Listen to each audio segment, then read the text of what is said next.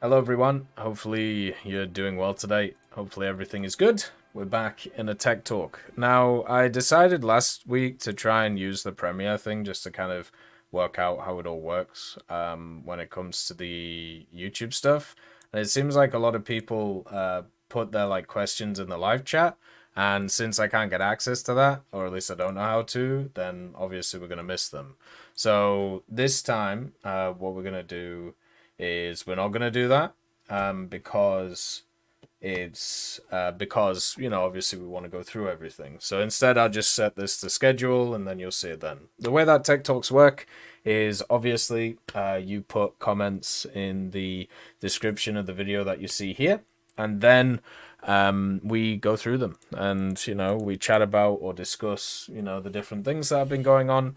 Last week's was pretty nice and we've had a pretty eventful week. An extra what do you call it, an extra dev server. I thought that the update was going to come out this week, but instead we've had to have a look at general stuff. So yeah, pretty much as simple as that. We do live stream it, as I said, on Twitch, and if you want to ask questions while it's going on, so then we can kind of throw them in, you can do that. Everything is fine in that regard. So let's see what is going on today. First of all, nice to see you, Squad Goblin. I have a genuine question. When some of those people say Gaijin don't like, e.g. the German community, do they mean the German people in said community, or do they mean the guys that play the tech tree? Sometimes I feel like it can mean both. I think they say it just as an annoyance thing, because they believe that they are personally not being listened to, so therefore because they see themselves as a part of that specific community, therefore they are the community, because that's how it works. Because if you want to actually add weight to things, you add we instead of I, and by that, if he or she or them don't believe that they're being listened to, then therefore the whole community is not being listened to because it's going through their head. That's literally it. So it's just a way of giving clout to something that doesn't need clout at the end of the day, or shouldn't have clout, right? Simple as. So then we have Taki Chan, as always. Thank you for doing this, and thank you for sorting this out. Always very kind. So let's continue with the next ones. Merci beaucoup. We've sorted something out for that now. Then we have Nick HL Tour. Hello Tour? I don't know how to say that. I did watch I've started to watch the Untold stuff on Netflix, by the way. Untold is a documentary series where they either do different TV series or kind of a movie documentary about an untold sports story. So far I've watched the one about the Trashers in the hockey, which was super fun. And then also, I watched the one about Toa, I think his name was, the guy from Hawaii, the linebacker, who basically had a girlfriend who wasn't real. And he didn't realize it, but he basically got catfished by another dude who is now a trans individual. And yeah, the whole story is just completely nuts. Well worth watching, by the way, and how it all unfolded. Basically, it's a classic case of social manipulation, but it's also a classic case of how the news just did not check anything to do with what was going on. And because they didn't check anything, they started just printing straight lies and falsehoods. But what classically happens, and what happened in this case, was in order to deflect from themselves basically writing lies for months on end, they then basically turned around, instead of blaming themselves, and blamed the individual who's the victim. So straight up, the whole victim blaming thing. Really interesting to actually watch, because you kind of see it unfold in the whole setting. So yeah, just a little bit of interesting things. Anyway, here we go. For the event, vehicles being premium, I think instead either Gaijin can make it so you can earn a talisman on them during the event, or simply have a discount for the talisman. So the whole point of the event vehicles, the high tier or the top tier event vehicles, is to give people a taste of what top tier is. So basically, you grind out or to be able to bolster lineups for people who are already at top tier. Because events like the summer event, the winter event, battle pass stuff, this is all geared towards continuing players, really. It's not really geared towards new players. So what that means is like a lot of people have asked for top tier vehicles to be able to bolster lineups and also for nations that they play.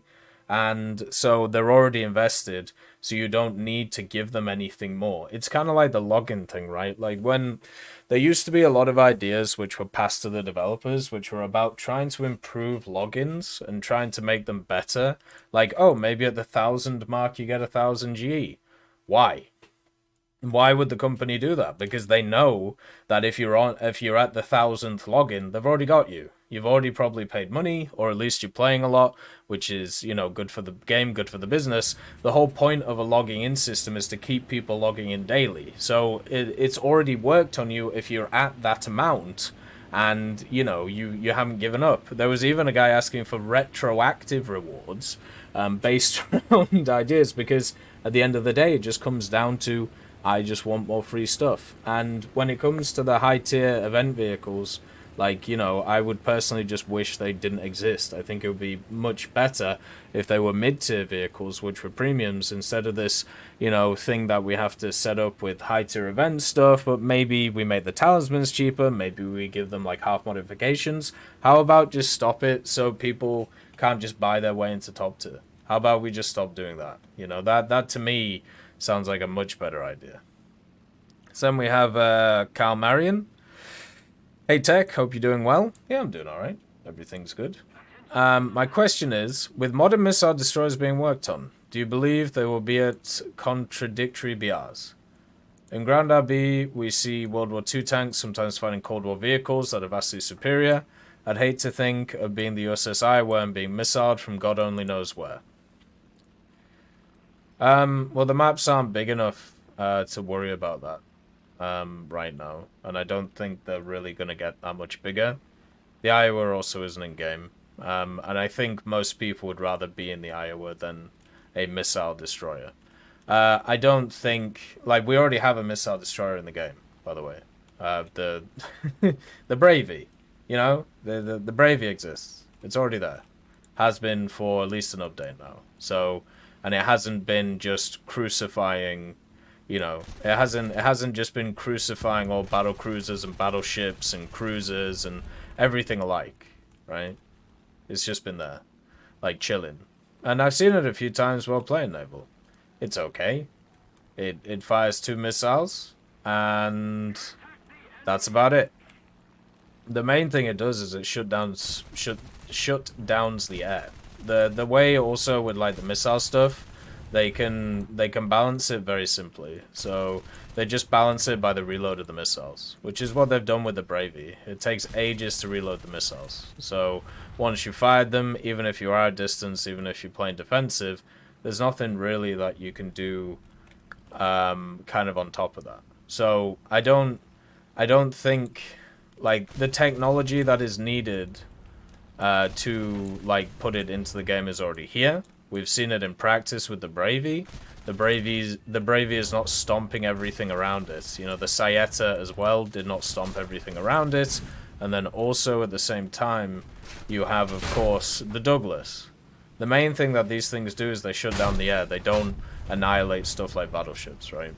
Even if they hit ammo racks and stuff, they still don't blow up the ships. It still takes way more to do that. So, for me, I don't see that as an issue. And also at the same time, we have machines from the early 1900s at higher BRs than machines which are from the 1990s. So, or the 1980s, I should say. Like the Peacock, the Orla, the HMS Invincible, or the Dreadnought, or the new battleship they're bringing in for Germany, which is from 1910, right? So I don't I don't look at these things and think, okay, they can't face each other because one was made way later than the other one, right? So yeah, it's not a huge thing for me. I don't see things in terms of era. I don't see things in terms of time. Technology is something that is definitely worth considering, but since we already have it in the game and it's not taking stuff over, I'm not too worried about it. Are there modes in War Thunder where all vehicles, air, land, and sea are all in the same game? Only custom battles, and also World War mode sometimes when that turns up. So then we have Gaster, the Screaming Banshee. I'd love to see external fuel tanks on the Skyhawk. Yeah, it'd be nice to see more stuff like that. It would be cool to see more. It would be cool to see more things in that regard. You know, just little ideas that are around the place, and we can kind of enjoy at the same time. Yeah, I feel like stuff like that is the same as like custom loadouts. Like they'll just expand it over time, kind of like they've done the RWR and also the radar and also the secondary weapons. Like the fact that we're getting like a 4000 in for the A2D next update kind of shows that they're just gonna keep adding stuff like that in. I wouldn't really. Stuff like that just needs patience, right? Like patience is a virtue, and at the same time, it has to be lived by. Oscar Wilde's a pretty fun writer. People should start reading him. So we have Type 10. Hey Tech. Hello. Would love to see the LAV-25 in the future, and a freaking top-tier SPA for Japan. Freaking hell, man! Yeah, sure. I'm down. Like, friggity frick. I would love to see a top-tier SPA for Japan. Unfortunately, as we saw from the Q&A, for some reason, the standards for top-tier Japanese SPAA are higher than the standards for many other vehicles in the game, where they can't be added until they fully, sorted out the system for them. This new system, whatever they're bringing in. For some reason, a ton of other vehicles can be added to the game without all of their full systems modeled and without even their full munitions modeled or anything like this, even their full radar, RWR, even their full flight performance, or, artificial limiters being added to things, or, governors being added in, all of these. All of these things all of these things turn up, right? And, they don't have to be right. But for some reason, for the Japanese SAM, according to their Q&A, this one has to be right on launch. Apart from all of these other things that were never right on launch. And that was seen as okay because they would add them in the future. For some reason, the Japanese SAM has to be, correct. It's a very odd situation. But yeah, it would be lovely to see it, and I'm sure it'll come soon. Along with many other things that people have been asking for a long time, just like the French Navy that people will forget about after it's been an update or half an update, and we can move on to talking about other stuff again, like submarines and aircraft carriers. The LAV-25 would be really nice. Just LAVs in general. I really am interested in how that's kind of going to expand in general tech trees. Not just the LAVs, but also stuff like the Patrias, right? Like these vehicles that are made to expand many different systems and also many different setups. I think overall, it's really cool to see new vehicles like that, and I'm hoping that we see more. There's an LAV park near me in one of the military bases over here, which is pretty fun. Thanks you for the raid, Teach Me JS. That's very kind of you. Hopefully you had a good stream. We're doing the tech talk, so basically the podcast part. But nice to see you. Hopefully you had a good time. Hopefully life's treating you well. So then we have Rosaslav. I think that having unspaded vehicles in the same BR as spaded one is kind of okay for two reasons. Number one, you're getting lower BR vehicles against you regularly. Two, there is no skill-based matchmaking, so there is always going to be at least a few easy targets. So, not always, on the second point, but also at the same time, neither of these points are affected by whether you have BRs which are moved by the amount of modifications that you have. Both of these factors can exist in a world where also you have vehicles which are like different BRs based on their spinning, like, you know, the modifications you have. So these two factors don't get affected by that. And then also, I don't think these two factors are big enough or decent enough to obfuscate or to not do the changing of BR based on the modifications that you have unlocked, right? Sounds good. Teach me JS. Look after yourself, man. Thank you very much. I have to go look after the dog, so 2 seconds. I'll be right back.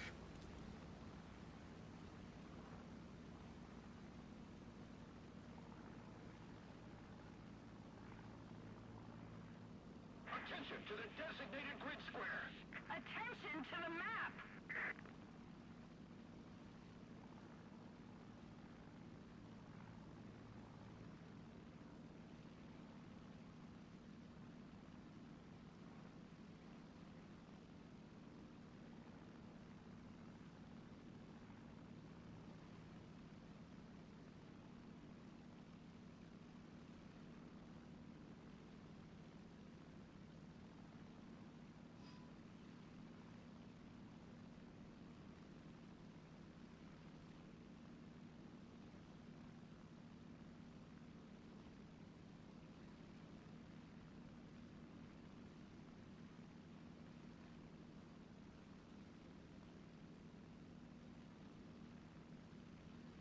Alright, I'm back, sorry. Yeah, the dog's unfortunately faking having a allergic reaction, so yeah, he's fine. Oh, right. It's amazing what the dog will do for attention.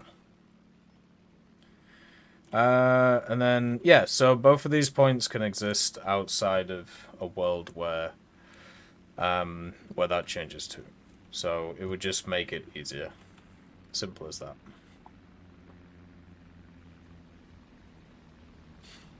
I'm just wondering if they would be too busted at the moment or need to wait if they would come in terms of balance.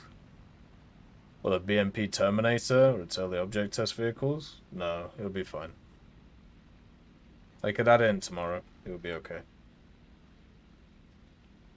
Nah, AJ as a dog is very good. He's just very needy, and he likes being around people all the time. So he's with the missus right now. You know, it's obviously lazy Sunday, so he's just chilling. But the problem is from a young age, when he had different owners, one of the problems or one of the things that he learned was if he licks his feet, then he gets a reaction from people and people start paying him attention.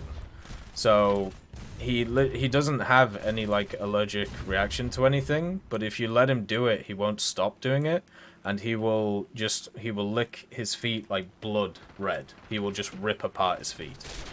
There's a few ways of being able to deal with this, but the main one is a donut. So I just had to put the donut on him because the missus didn't know where it was, right?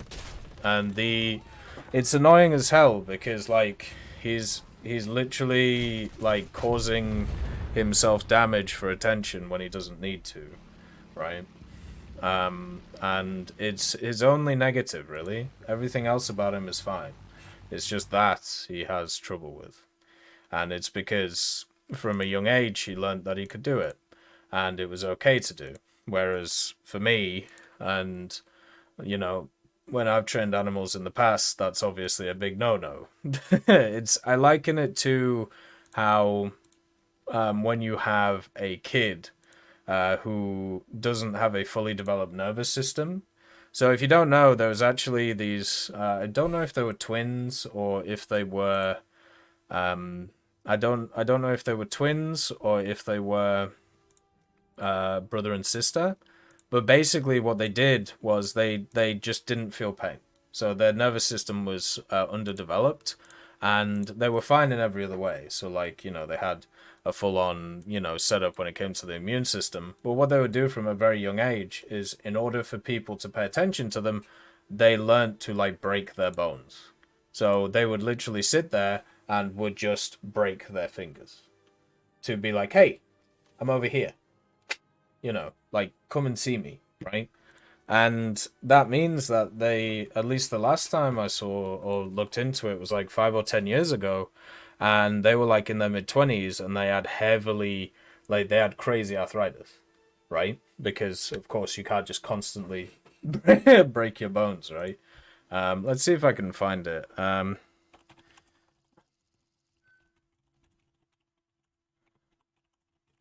Because it's a crazy thing that I remember reading about. But I don't know if I could find it anywhere. Because this was like 10 years ago that I remember reading it for.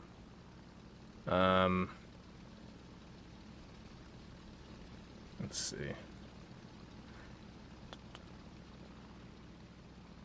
Attention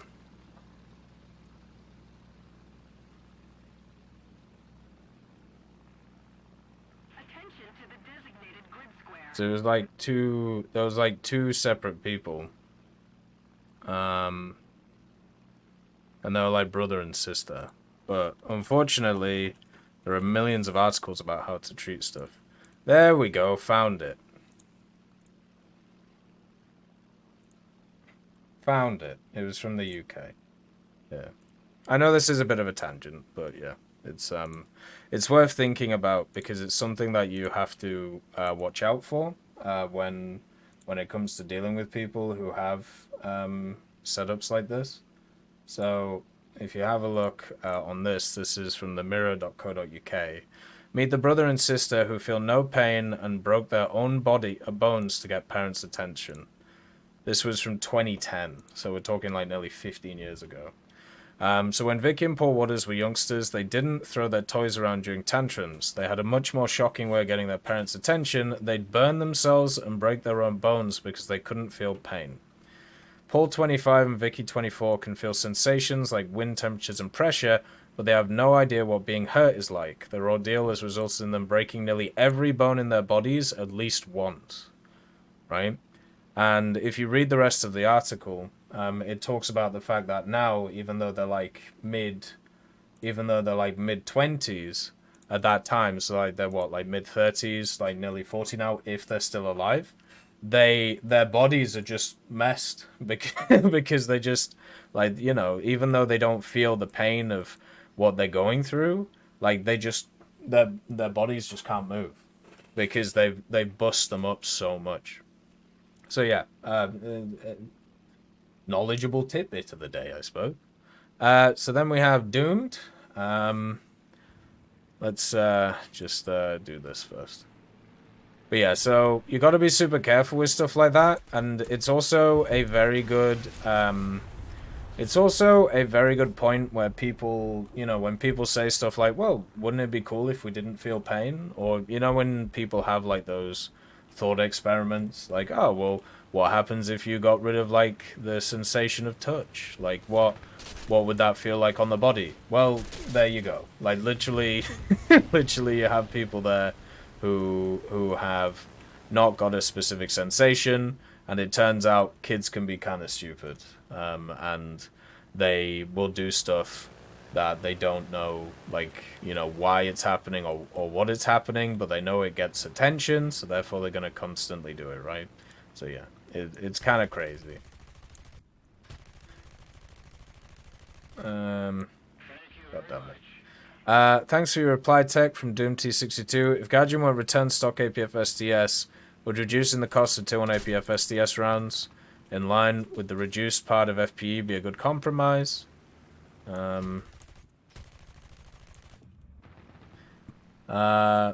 It's just so demotivating and frustrating to try to spade vehicles, especially underline vehicles like Magak 7C and CM11, when you have to spend in excess of 20k RP in some cases to get a workable round. So, in my opinion, the way to solve this, because yes, they could just do that, right? Thank you for the subscription, Charles Rose. Thank you for supporting the channel. It's very much appreciated. Thank you very much. Like, they could do that, right? They could do the whole, that whole thing, and I think it would be fine to do so, if they wanted to. Like, just straight up reducing the mod cost of the first APF SDS. But what I would actually prefer them to do is to actually give the choice to the individual. So instead of doing what they do now, where they just reduce parts and FPE, which is completely fine, by the way, and very kind of them to do, but what if instead, when you unlocked a vehicle, you had, let's say, 2 tokens or 3 tokens, which, you know, maybe cut a mod cost by 40 or 30%. So the idea is, instead of you being forced to have these 2 modifications which are reduced, why not have a situation where the player can pick the modifications that they want to be reduced? And at least for me, there are, like, because I don't want the same stuff reduced on you know, different vehicles. Different vehicles need specific modifications to be more useful than they are previously, right? And for me, that is that is something that would have to be looked at. So they could just try to reduce it across the way for vehicles that have, you know, more than one APF SDS. But I would prefer the other way, where you put the onus on the player to choose what they want reduced. As long as you could research that mod immediately, I'd agree. No, just keep the same restrictions, like, at the end of the day. Like, if you want to, like, reduce, like, rank 4 modifications or rank 3 modifications, but you only get access to the rank 1 or 2 ones to start with, that's fine with me, because once you hit that, it's going to be easier to research, right? So then we have, like, your cut G. No, it would be basically 2 per vehicle, so you couldn't use, like, 4 on one vehicle. It would just be slap bang, just 2 tokens in each individual vehicle. So then we got, like, your cut G 4720. I feel that more Australian and New Zealand vehicles are a good thing, especially the M3 Lee, as I find it funny that America still has a grant, but the British tree still doesn't have one. It is, well, I think they do, don't they? There is a grant in the British tree. I'm pretty sure, isn't there? I think there is. I think there's 2 grants in the game. And so not in the tech tree, I don't think. I'd have to check, but I'm like 90% sure that there's a grant in each of the tech trees. But no, I do think that when it comes to stuff like Australia and New Zealand, I hope they do add more vehicles. Like, there's plenty of them that are super cool that they could add. You know, the one thing, I mean, New Zealand really doesn't have a lot, so I'm not really too bothered about New Zealand. Hey Alex, nice to see you. Hopefully you're doing good. Like, New Zealand as a nation, like, when you have a look at the ground stuff or the air stuff, you're talking about, like, at most maybe like 10 or 20 interesting vehicles. And yes, I know everybody can look online and everybody can bring up certain websites where it shows, oh, well, they use this, they use this, they use this. Yeah, cool, whatever. But there are only maybe like 10 or 20 vehicles that are interesting, and domestically they have nothing, right? You got the Bob Semple Big Whoop, and it's got a machine gun. Like, and then you technically could put the one in with the 37 that was never built, but still, it's a corrugated mess. It's a box with a 37 on it. So still a 1-0, and that's about it. So people would play for a meme and then just forget it exists. And for, like, you know, the future. If we're talking about, like, usable vehicles, pretty much all of them are imported, right? And, or no, sorry, all of them are imported, especially when it comes to New Zealand. But Australia does have a bunch of really cool stuff. Basically because during the Second World War, they were left by themselves. Like, they were so far away from everything else, they had to rely on themselves to kind of try and build domestic products. And that's why we have some really cool stuff, right? And hopefully that continues to be expanded upon. You know, the Boomerangs, the AC series, the Sentinel, you know, stuff like the Matilda even, right? Like, stuff like that's pretty interesting. Hey, Tugnuts, nice to see you. Hopefully you're doing good. Like, I'm always down for more stuff like that. You know, it should be pretty fun. The grant is in the UK tech tree, but as an event premium. Yeah, but it's in the American tech tree as an event premium too, right? Like that's the thing. I think it's in both the tech trees as event premiums. So then we have Lewis Amore, good old 2182. Salutations. Wow, salutations. Sorry to hear about your mates and their insurance. I'm sure they're having an awful time. Yeah, it's not great. At least it rained, so, you know, less fires. Or maybe not, just America dealing with insurance companies and their crap is a perfect recipe for a bad time. We were talking about this the other day, like the idea that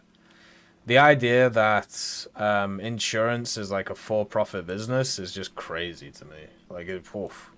I don't know. There are some things when it comes to life I feel like should not be for profit. You know, indentured servitude obviously is one of those, but insurance feels like one of those things that should not be a for-profit business. Because the idea is you are insuring yourself against, you know, issues that may come in the future. But if people are literally making money off you, or basically they're gambling at the end of the day, right? But then, of course, it's kind of balanced in favor of the gambler, and how it all works. So, I don't know. Like it just seems wrong. Like that's all I'll say. I'm sure people with more knowledge on the whole thing will probably tell me that, you know, there's more to it than that, and that's fair, and there probably is. But it just from my general, you know, ideas of looking at things, it just seems very, very rough. Ooh. Good old XP50s. Anyways, good to hear you're hitting the gym and lifting weights. I personally have been trying to get into it, but engineering is a heavy degree to study. And then... Oh, I could just shoot this guy down.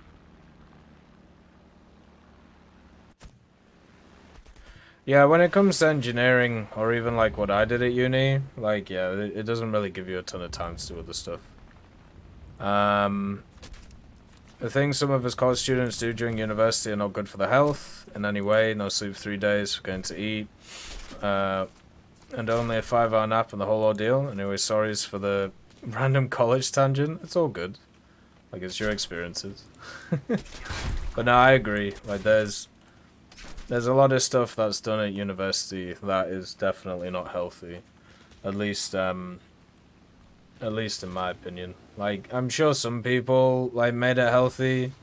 If people, I mean, well, I suppose if people look at my life now, like, many would say it's unhealthy. Like, the amount of work that I do, the amount of stuff that I put in, but, you know, to each their own.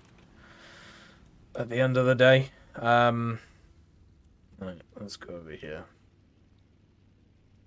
But yeah, just make sure to keep yourself healthy. The big thing for me, so for university stuff, is food is the most important, and also buying stuff wholesale. So like, and that's not just the uni thing, that's just in general. Like, make sure to get like a wholesale card, so then you can buy a bunch of shit at the start of the semester, and then you don't have to worry about it, you know, going forward. You know, simple as. Friend of mine got a heart condition because of how much he drank in college. Right. As an engineer, looking at the Meet the Engineer video from Team Fortress 2 gave me an idea. T-77 American SPA, you should look it up. And my reason for its inclusion in War Thunder is because the Chaffee's gun doesn't work for SPAA, so just more gun. So if you're interested in American vehicles, what you should do is you should get access to Honeycutt stuff. Honeycutt is like I suppose a curator of information when it comes to American vehicles. There's a lot of stuff that he's written about which is super interesting. You can find his books online, and you know I've read about a lot of American vehicles through those books. The problem is for me is remembering them all because there were so bloody many. But he does a really good I suppose glossary of 1930s to like 1990s or 1980s is probably the way. Like, he talks about the evolution of the MBT, you know, the M60, stuff like light tanks, and they're all like different volumes of his books. they are, as I said, pretty pricey, but also there are PDFs available online for free, but I will never advocate piracy, because, you know, kind of against the law and all of that stuff. Just saying that they do exist. Then, number 2, people who complain about Britain and the T90, why didn't they get another challenger, are not thinking very well. I even saw some wank on one of your videos saying Gadgeon should put in a realistic placeholder stat for the armor that is still classified. Like, what the fuck? Why would they fudge the stats of a classified armor package? But I guess not everyone can be happy. However, I hope you're happy and doing well. Have a good day, and I'll see you next Sunday. Yeah, I'm doing... Ooh, sorry. Yeah, I'm doing good. Like, I can't be mad. Everything feels fantastic. Like, I'm doing really well. You know, as we said, workout's going good, eating's going good. We had a good dinner last night. And always nice to do the tech talk stuff. At the same time, like... So, the idea of putting a realistic placeholder stat on armor that's still classified, that's what they already do, technically, because armor that's still classified in the game, they guesstimate, right? And they usually guesstimate more based on balance than anything else. So, like, the idea that they need to, like, guesstimate numbers, or they need to, like, you know, they need to put in these stats. I mean, technically, all the stats of top-tier armor for specifically MBTs, but also other vehicles, are already in that state. So, it's just not called that. So, I don't know. It seems weird to me. There's a lot of confusion when it comes to, like, armor and how it works in War Thunder, and also how, you know, Gadgeon calculates it, even though they've talked about it previously with stuff like the Challenger and also stuff like the Abrams. They've even done, like, full-on, I suppose you'd class them as dev blogs on the forums, like going through, okay, here are the sources that we use, this is the ones that are publicly available, these are the ones that we can't use because they're not publicly available, and this is, like, how it all works. Hey, Stan, nice to see you. Hopefully you're doing well, man. So yeah, it's just all set up in that way, right? So, like, everything, that's why, you know, I found the Leopard 2 PSO thing really hilarious. Because I ran into the exact same issue 6 years ago. And I've been running into the exact same issue for pretty much every year going forward. The amount of information that is available for high-tier vehicles and ground, and what their armor is not just specifically comprised of, on a specific level, I don't mean what type of armor, I mean what are its actual properties, how many percentages, or how much percentage is it this, how much percentage is it that, you know, how much air is in it, how much air is not in it, you know, how is it angled, all of these things you can find snippets of information about, right? But at the end of the day, it is impossible to get a full picture of what is going on. Which is why, back in the day, I said Advancing Storm was going to be the time where everything just hits the fan. Right? And the reason for that was Advancing Storm was when they added the Challenger, and when they added the Abrams.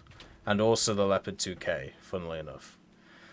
Adding the Abrams, which started off with, of course, a version of Chobham, and then the Challenger, which has a version of Chobham, which even the earlier sets of Chobham, parts of it are still classified, like, which people don't seem to know or understand, right? So parts of those programs and also the data behind them are still classified, because technically there are vehicles which, you know, exist right now in, you know, modern armies which still use that. So you don't have the full information on those tests. You don't have the full information on what the armor can withstand. And anybody who tells you that they do know these things, there are one or two things. They're either very high up in whoever's, like, military and whoever's design bureau that was involved in that, or they're lying to you. Now, since we're talking about a video game, the vast majority of people that you talk to who believe that they know the exact values of all of these things, right? it's going to be like 99.999% they're just lying, or they don't know, which is the same at the end of the day. So these conversations that we have around armor values and we have around like what certain vehicles should have or what they shouldn't have, they're completely superfluous. They don't matter because nobody actually knows the true armor values. And if you dig into when people go, oh, well, you know, it says this over here and that this is the armor value of this. Okay, well, here's another source which says different. Or here's, you know, another piece of information that's here. Or maybe it's a secondary source, or maybe it's a tertiary source. It is never going to be a primary source. And then at the end of it, after you do all of this, after you sort all of that out, and then you realize at the end of it, the only way that you can get the information that you need is through classified information. So then people go, okay, I'll leak the classified information, because why not? So then they do that, and then Gaijin can't even use it anyway, because it's classified information. And if they're found to have used it, or to have had it, people start knocking on doors. Right? So, like, so even if you want it to be realistic, even if you want it to be fully realistic, and you believe that you know the exact answer, right? You know the exact values on how it's supposed to be realistic and what it's supposed to be able to defend against and how it's supposed to work, it doesn't matter because they can't even model it fully realistically. Because in order to do that, they have to somehow get access to that information. That's the only way, right? So it's all guesstimations, and it will never change. And every time an update rolls around, and every time we have a new vehicle, like I can't wait until the Armata gets added, and they give it some like ridiculous stuff on it, right? Because, or, you know, some of these big old prototype big thumpers, right? Like the M1 Thumper, you know, the Leopard 2 with the 140, and they just give them ridiculous values. And you know, so many people are just going to go after them. What happens if they modeled it? Well, you mean if they actually modeled it as accurately as it is. So literally the true values are used in the game. Then what would happen is they would start getting emails from people going, where did you get this information from? Because you are not allowed to have access to that information. Right? So if somehow you have modeled it completely correctly, down to like the millimeter, right? The only way you could accurately do that is if you have access to the true information. Right? So there'll be some wonderful emails and some wonderful phone calls, and they would have to basically go through and sort it all out, right? Hey, String Push, nice to see you. So yeah, that's pretty much why.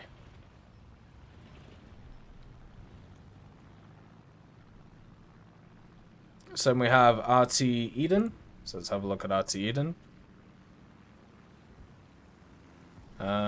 But yeah, I'm doing good.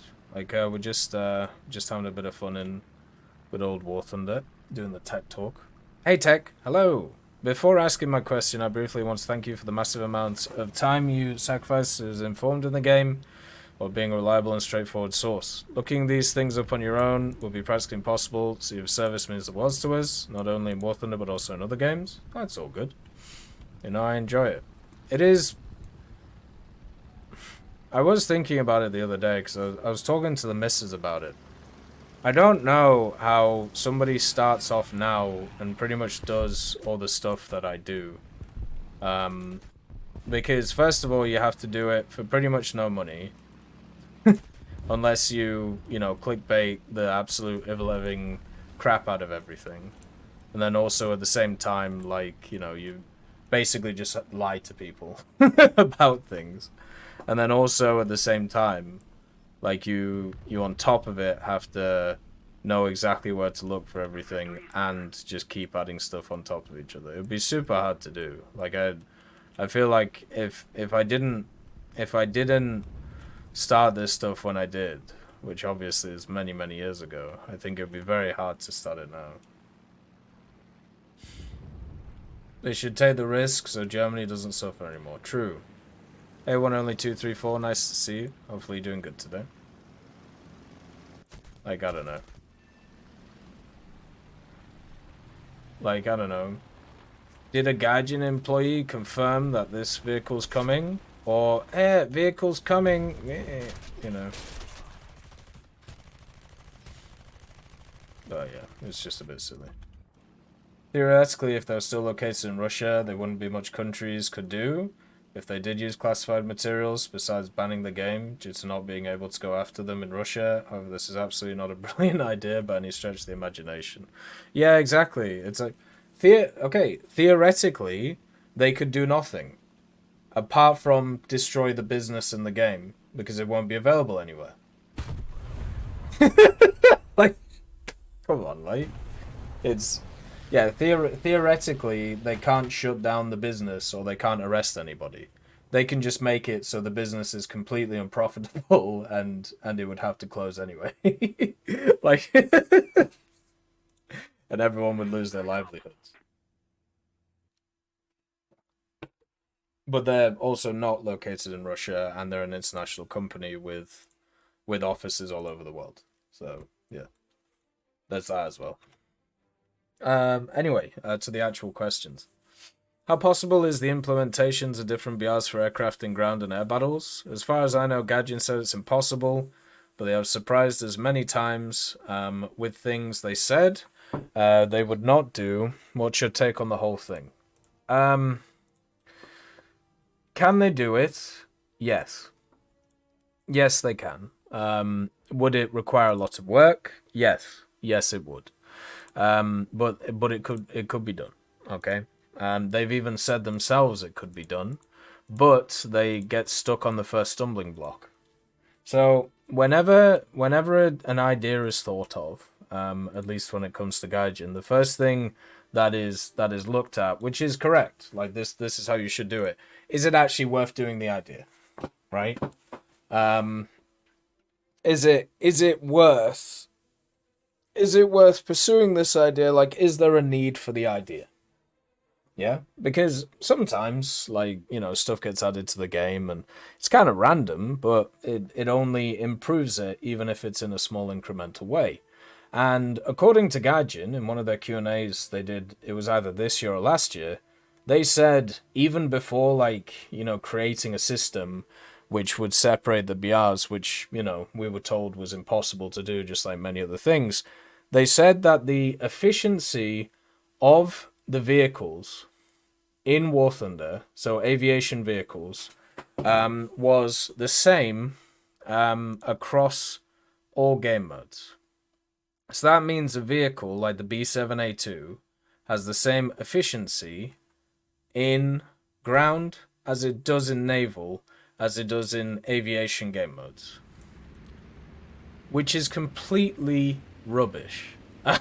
Like that was the first. Well, because so you have two issues. First of all, we'll never see the stats, right? We will never see the stats, so we'll never know if it's true or not. Number two, once again, nebulous words are some of the most annoying things that have to be dealt with when it comes to like all of this. When it comes to all of this stuff, like nebulous words like efficiency, like hope, may, could, like not just what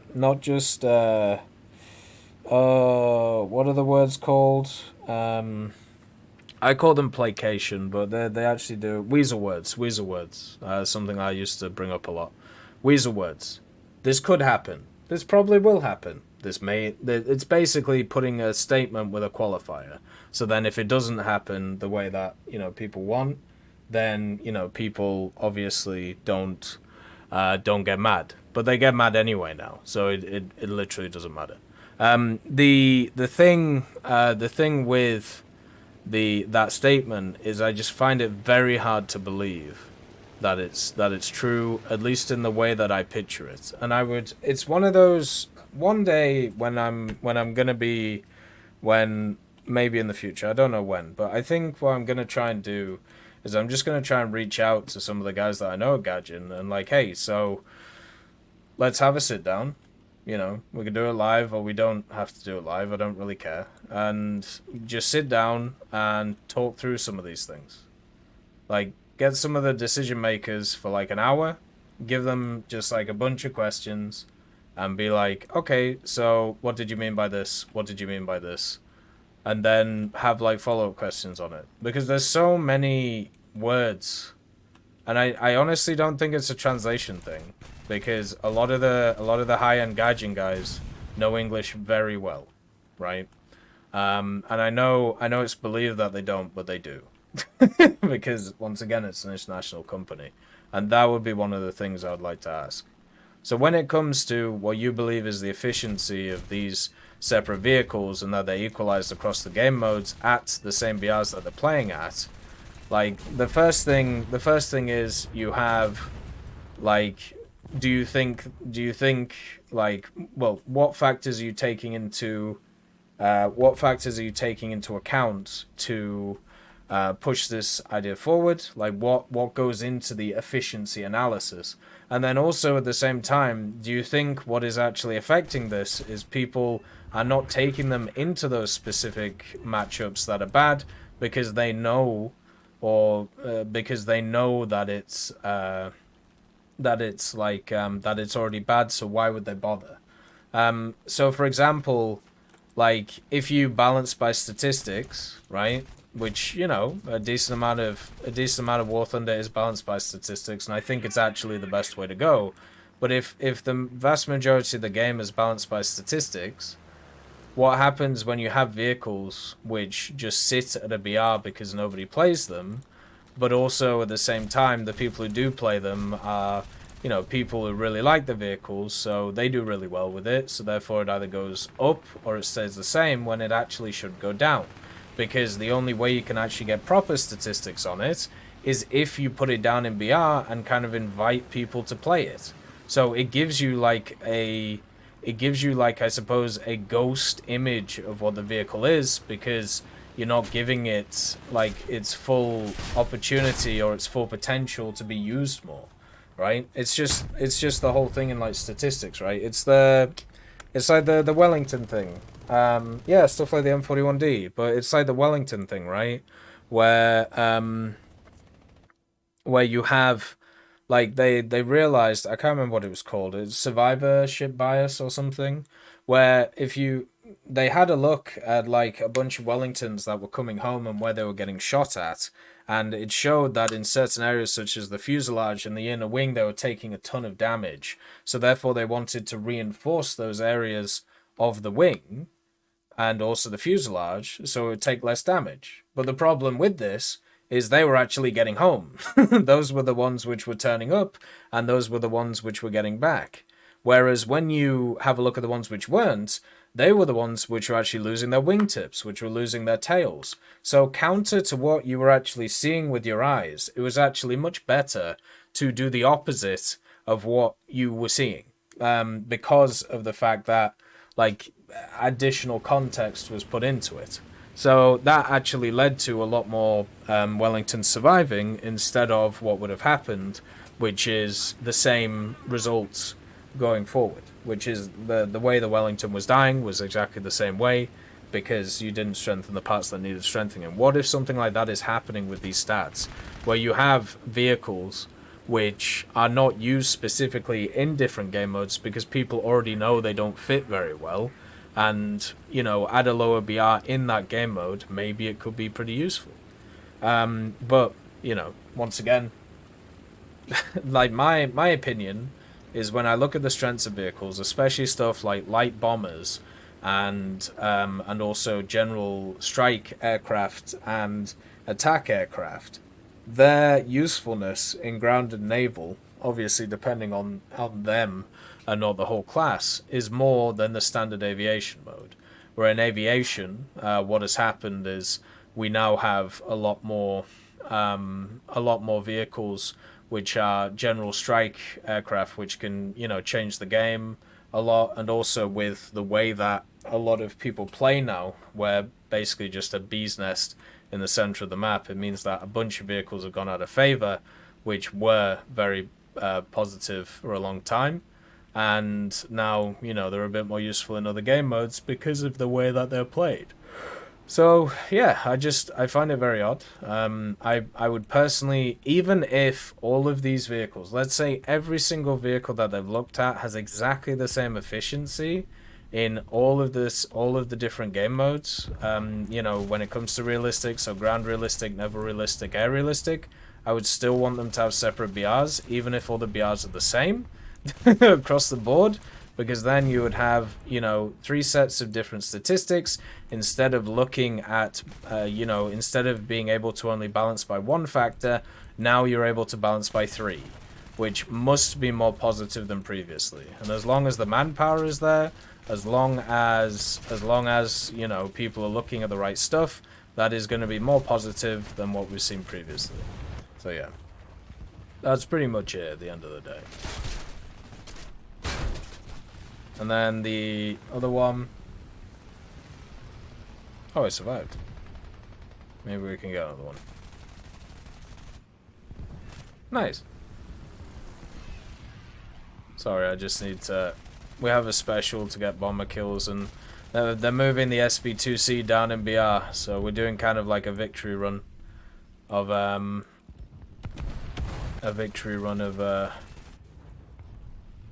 it doing these specials. Right. I need to make a video of vehicles being murdered. Vehicles being murdered. Next update. Because there's SB2C5. And then there's also the F6F Hellcat. Sad. Right. Right, what was the next thing? Do you think there should be IR or radar missile evading tutorials built into the game when reaching a certain rank, since many new players, especially premium players, seem to struggle a lot when it comes to survival in general at the higher tiers of the game? I have no interest in teaching premium players how to play. If they want to learn how to play, they should progress to the ranks properly, instead of just getting themselves handed to them. The way to teach people as usual is through the War Thunder wiki, but the problem is, as we've seen many times, the literature rates of the world, or not even the literature rates, but just the general attention rates of the world is incredibly low right now when it comes to games. People really don't like to read. They really don't like to have a look at different things, so that's something that would need to be changed first, compared to anything else. All the information that people need is out there on the War Thunder wiki or the sources. Like, they don't...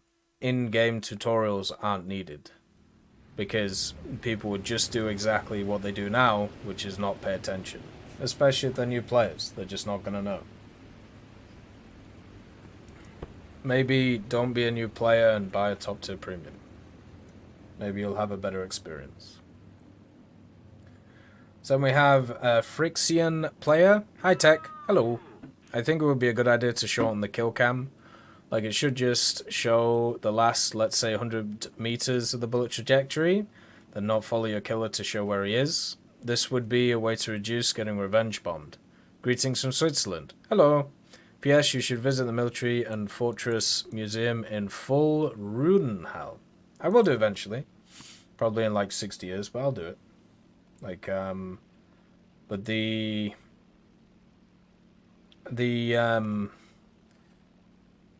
I'm not really bothered about revenge bombing. I remember when this was like a very hot topic over the last few years. And one of the things that I realized was, when I play the game, or when many others play the game, we already know like where we're getting bombed from, or sorry, where we're getting shot from. There's not a ton of times in War Thunder where I don't know where I was killed from, right? And it's basically just a experience issue at the end of the day. And it's something that also is just generally part of the game.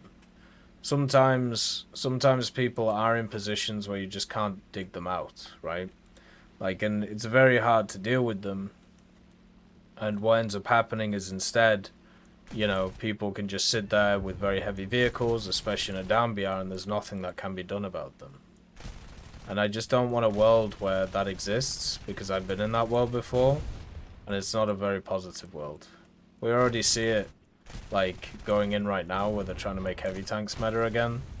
And, yeah, we're having similar issues, in general, for the game. For me, I don't really see it as a huge thing. As I said, it's... Right, if you get rid of the kill cam in realistic, which is what the idea is here, what you end up doing is the only people you punish is newer players. Because as I said, older players know where they got shot from. It's really not hard to work out where you got shot from, like, most of the time. So all you're doing is increasing the skill gap between newer players and older players. And I don't want to do that, because there's already enough differences between them that makes it a lot worse. And that kind of sucks. The one thing that I think is actually more important to try and push for is people running full lineups. Because full lineups pretty much mean that you will be able to counter, at least in some way, whatever threat is coming towards you. Even if that counter means that you have to die first. Which is something that is very important. Older players have seen the kill cam so much, you kind of know already all the spots, and the only real choice will be to alter the maps when you change the kill cams. I mean, even without kill cams, like, you'll still know, like, generally the meta positions, right? Like, they could remove kill cams right now, and they could change all the maps, like, completely, and it would probably take, what, like 6 months to a year? Like, it'll take people a lot less because they play a lot more, and also if they play specific BR brackets, they'll only see specific maps, but I don't think it would take too long. Like, working out meta positions ain't that hard. You know?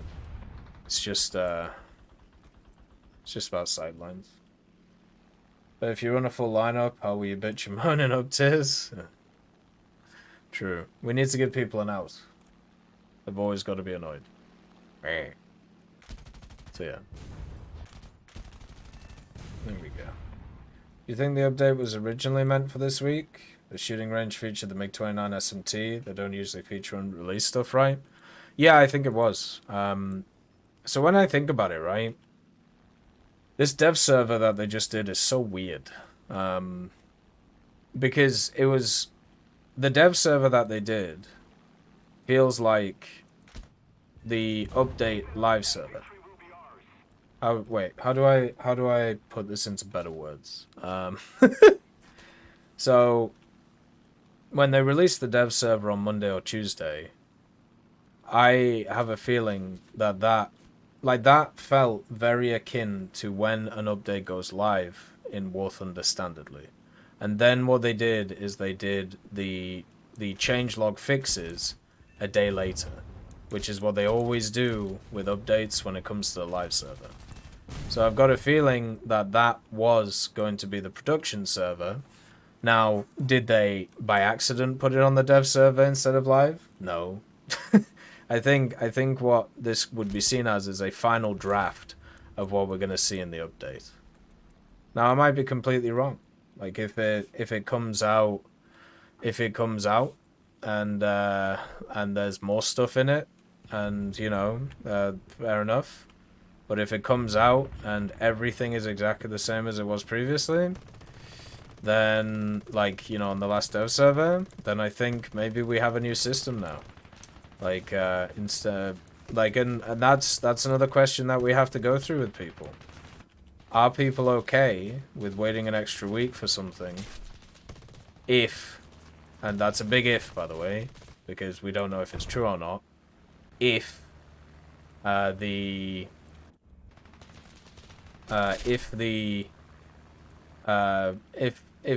live update is less buggy than previous because of the extra testing.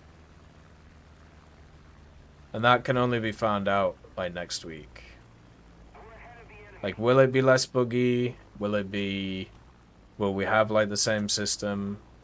Will there be some differences? Who knows? But we'll find out on Tuesday or Wednesday or Thursday, I suppose.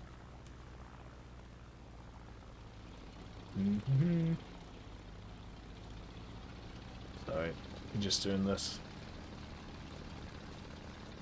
But they have done it in the past where they've done shooting range on content that isn't released yet. Oh, that's the wrong one. There we go. Then we have this, which is never true.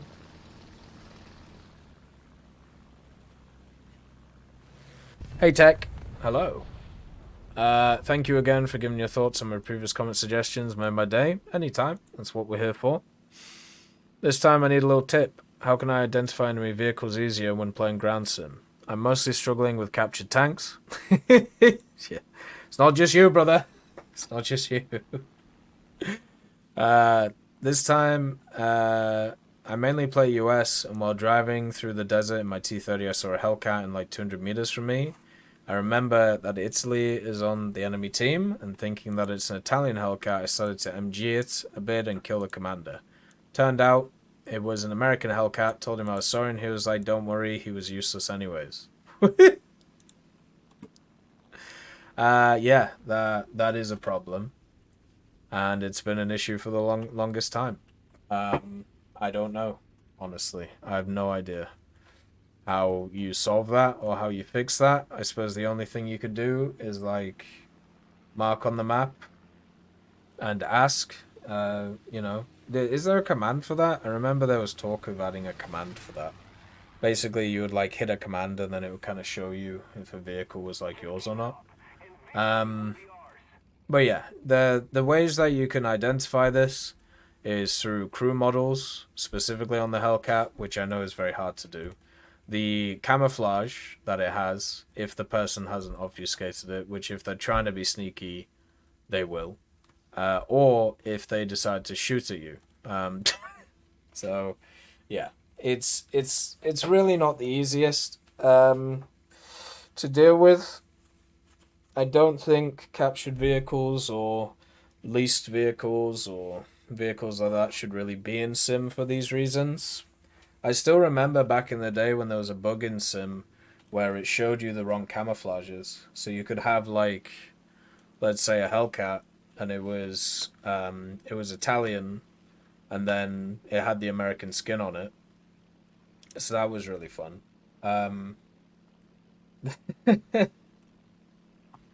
That was really interesting.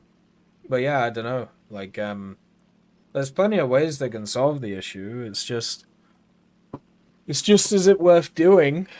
And does it take away from the simulated experience? And the answer is yes. On that. I mean, they could just remove team kills. Oh, they did in realistic. I don't know. That would probably fix it.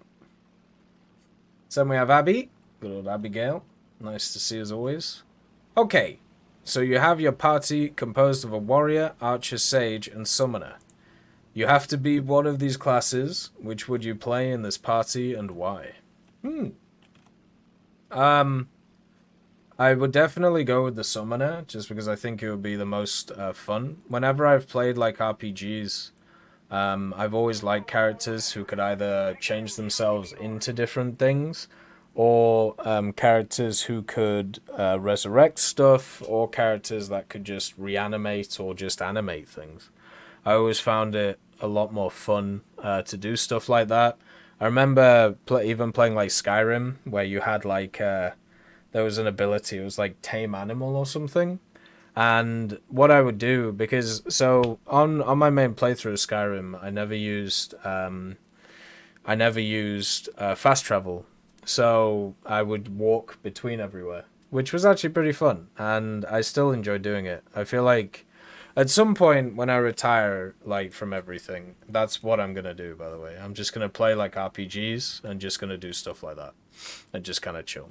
And one of my favorite things was I had to like use skills that usually people wouldn't use because you just run into just some ridiculous random events that always turn up. And one of the things that would always turn up is just animals would just appear and just start attacking you. So I used the ability to charm like the animals, so they would just wouldn't annoy me. And when I found like little settlements, especially who are the guys in Skyrim where so in the southwest corner you have like you had the dwarven areas which were taken over by the Falmer, right? And then but all of the technology was there, but the dwarves had died out, right? And that obviously happened. But there's guys who are like sat around them, which are kind of like rogue rebel guys, and they wear stuff like deer hide, and they wear like stag horns and stuff like that. Yeah, Marketh, yeah. And you get arrested there. It's quite funny. The Forsworn. So you got the Forsworn and the Fulmer, right? The Fulmer are the guys who are blind and they listen to your steps, which I always found kind of weird. And then, but yeah, the Forsworn guys.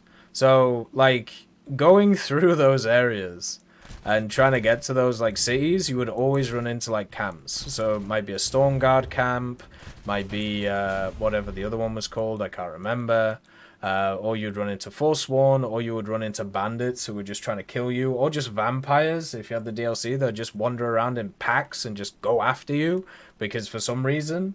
And then you like kill one of them, and it turns out somebody's put like a bounty on your head for some reason, or of course, the good old hand.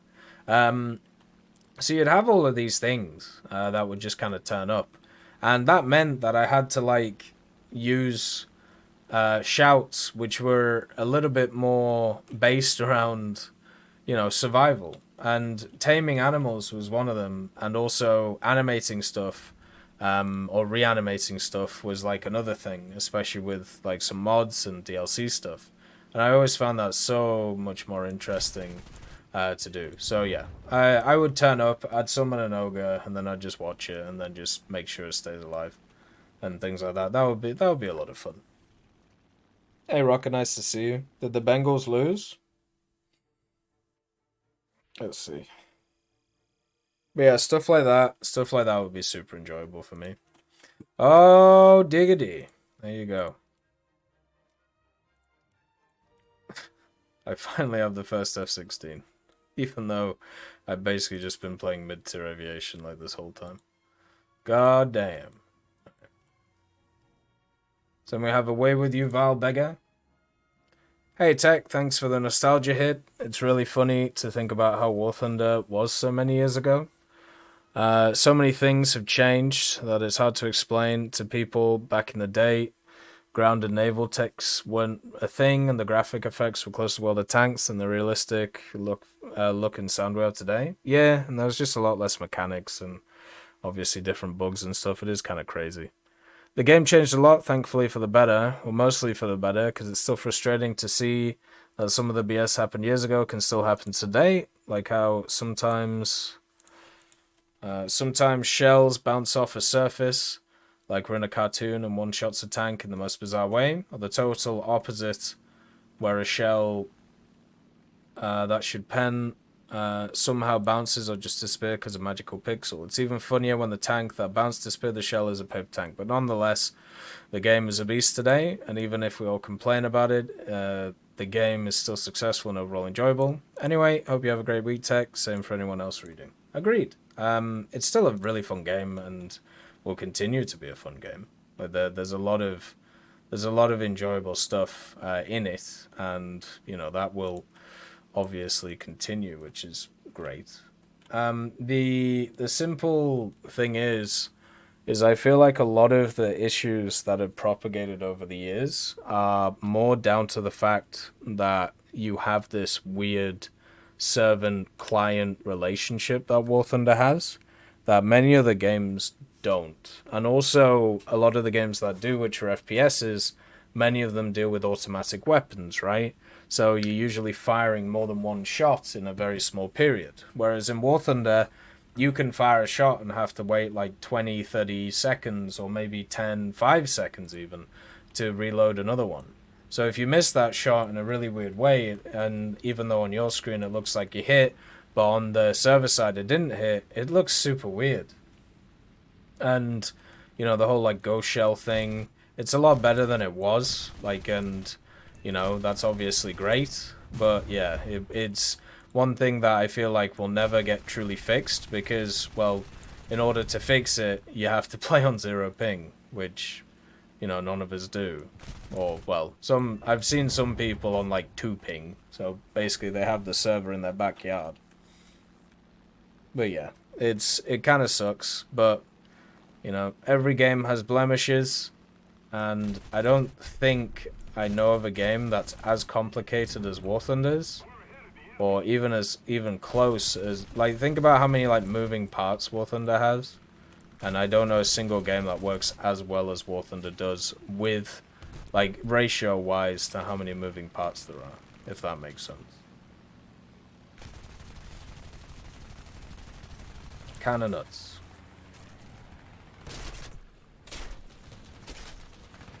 TEC, I need your opinion. How would you feel about a historically accurate tree? Ignore the fact that this has been discussed 100,000 times, wrong answers only. You know, when we watched that Nigerian thing, we watched that wonderful parade done by Nigeria. What's been stuck in my mind since then is an advocation for a Nigerian tech tree. I will love it. Let's go. Plus voice lines. I'm ready. So we have Denisha Koju. Hi TEC. Hello. How would you feel if battles were selected by ranks? Rank 1 versus only rank 1, rank 2 versus rank 2, something like that? No, is probably the best way of putting it. Ranks should have nothing to do with matchmaking. Ranks are just a progression set, which is why I get very annoyed when Gaijin tries to say that ranks, you know, they try and put vehicles at specific ranks based on BRs, and then they say silly things like, okay, so rank 2, the maximum BR of rank 2 is 3.7, but the minimum BR of rank 3 is 4.7. So if you're a 4.0, then you go into a rank 2. But if the maximum BR of rank 2 in your head in the American tree is 3.7, and then you add a 4.0 to it because 4.0 is closer to 3.7 than the minimum BR of 4.7, so therefore that means the maximum BR now is 4.0, right? No, it's still 3.7. Well, what about 4.3s? Oh, well, they're closer to the minimum BR of rank 3, which is 4.7. Why? Like, if and also at the same time completely screw up the writing and use the wrong maximum and minimum through it. So yeah, it's just very odd. Well, the Duster is 5.0 in arcade, which is why it didn't get moved down. And also it's closer to 4.7 than 3.7. Because, yeah, that's the thing. But no, I honestly believe that well, first of all, ranks are only negative when it comes to the War Thunder player base. Ranks are a limiting factor to what people are allowed to research. Really don't like that. Not a huge fan. Never like being forced to be able to research different stuff. For example, Blue Water Tech Tree, Naval. Rank 6 is coming in. Ooh, that's cool, isn't it? You get 2 new vehicles. Okay, sounds good. Two new big ships. Nice. Now, what we've done is we've moved a bunch of vehicles from each tech tree up to rank 6, but in order to get access to them, you now have to research all of the vehicles in rank 5. So previously, you only had to maybe research one of the vehicles to be able to get access to that vehicle. Now you have to research all 4. This is why ranks are negative. And whenever they add in a new rank, it is only limiting player progression. Every single time.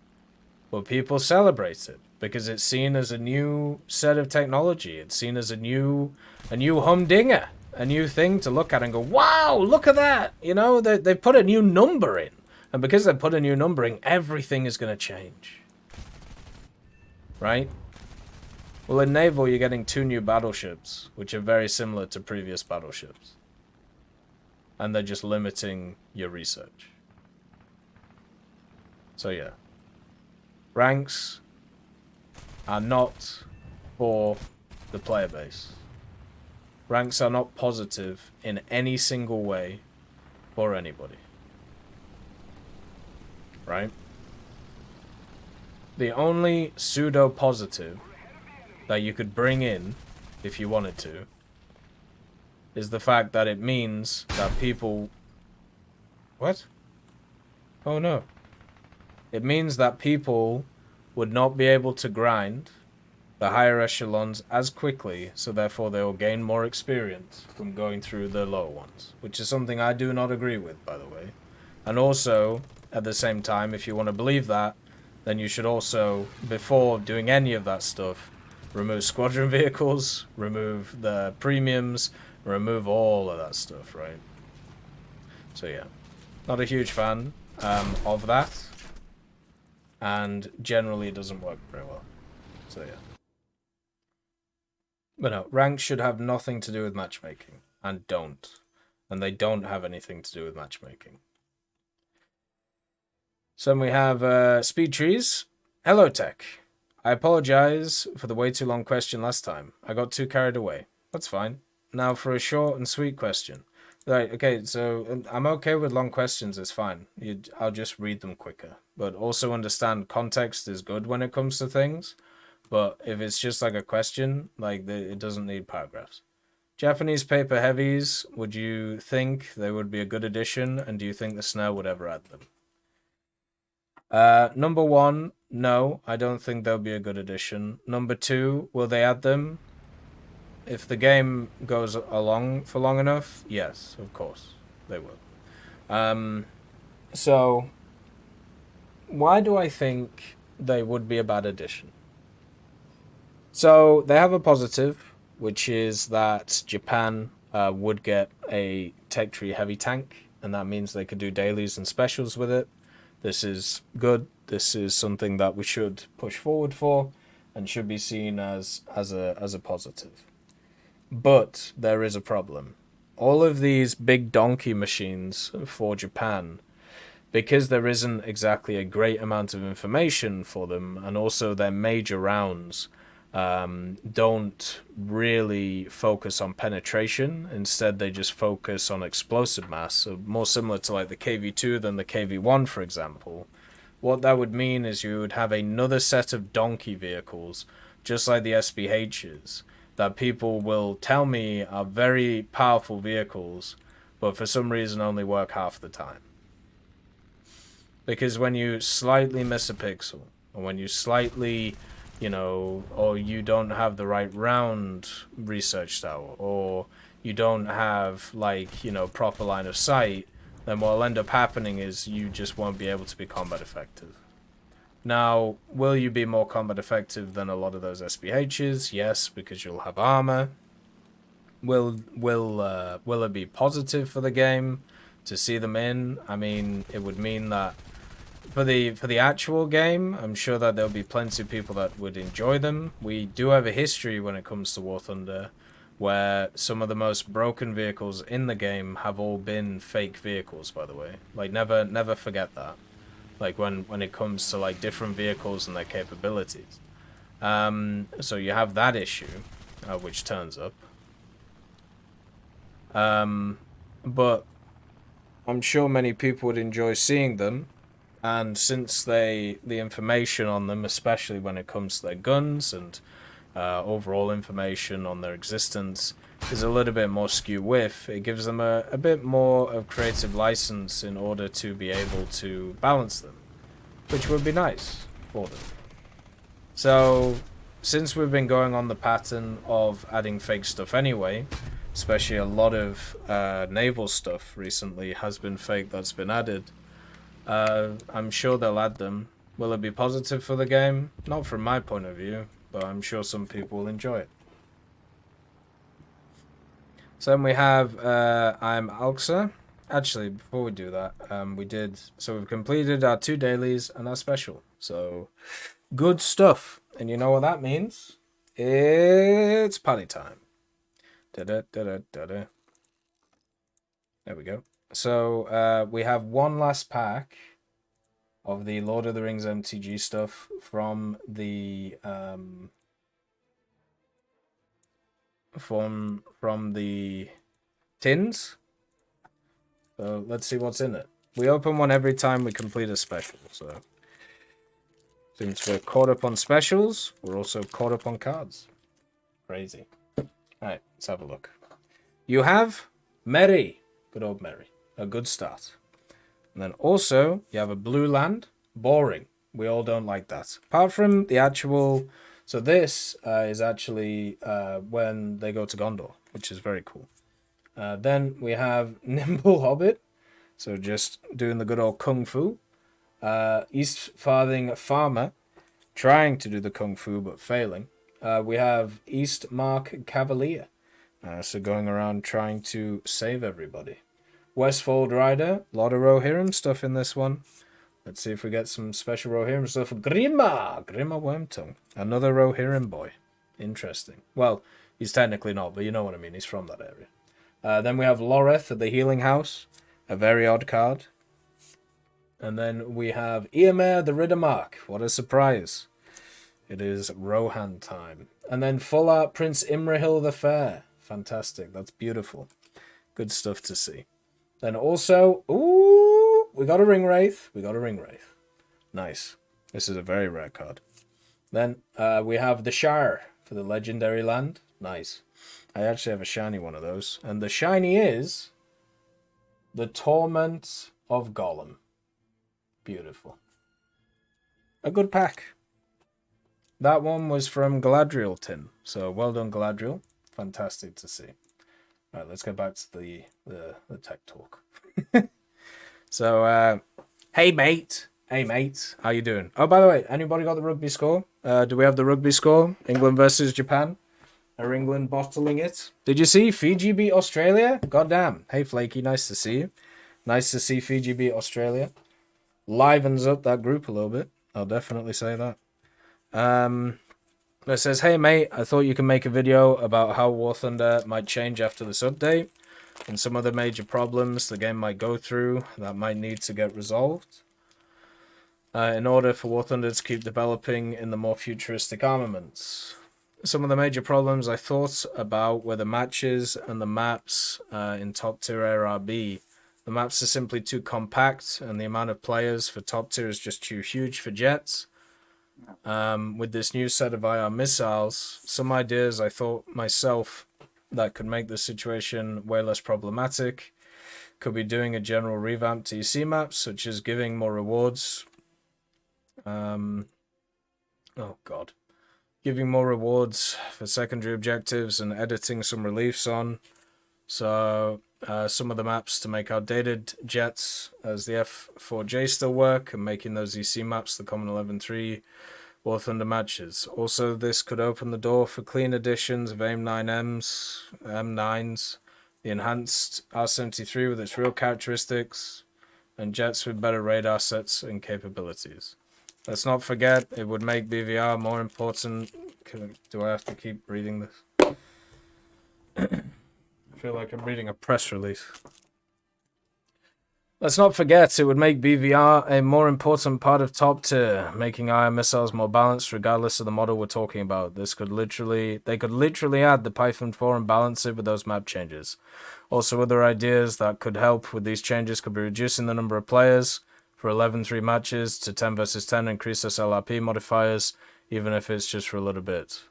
The problems are not the new missiles, but the design of the general game and a bit of the player's fault. I'd love to see you addressing this problem and make it a wider point of view for the general War Thunder community. Many other content creators who are much more knowledgeable on this stuff have made videos who mainly focus on top tier stuff. I would just go watch their opinions and their thoughts on it, because to be honest, like, my opinions go contrary to a lot of other people's in this space. I've never seen War Thunder at top tier as a highly competitive game.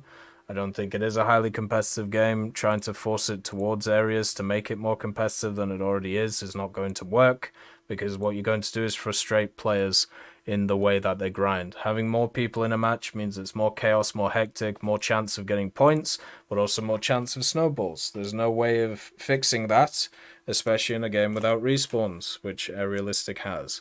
If you want to go over to the EC model, that's completely fine, but you can't stop people playing the way that they do, so therefore they just won't play like that and play to basically just get shot.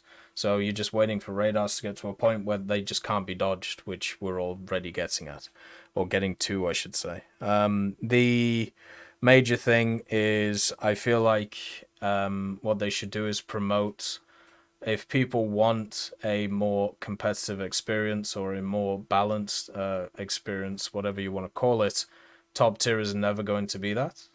Top tier in any game mode is never going to be that, and never has been and never will be, because of just how the game is balanced.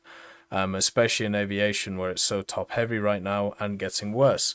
So what should be promoted is competitions, tournaments and stuff, if people want to have that experience.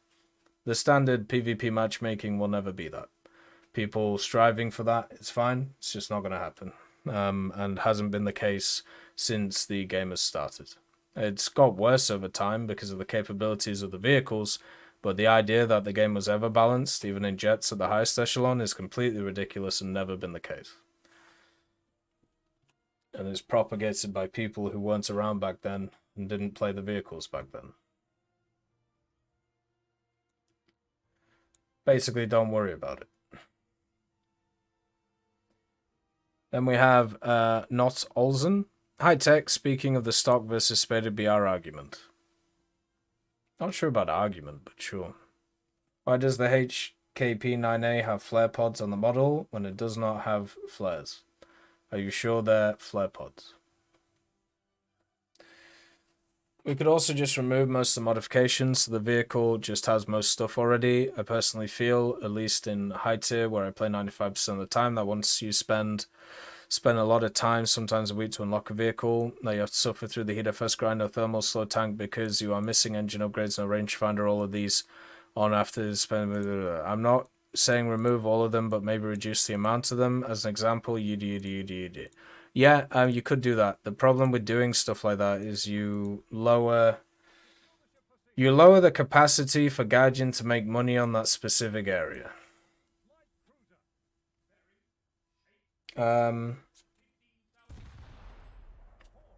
If you think the HK needs flares, then bug report it. It's not a huge issue. There's no IR missiles at that level. So when it comes to modifications, you can't fully just remove them because they are something which is used for monetization for the game.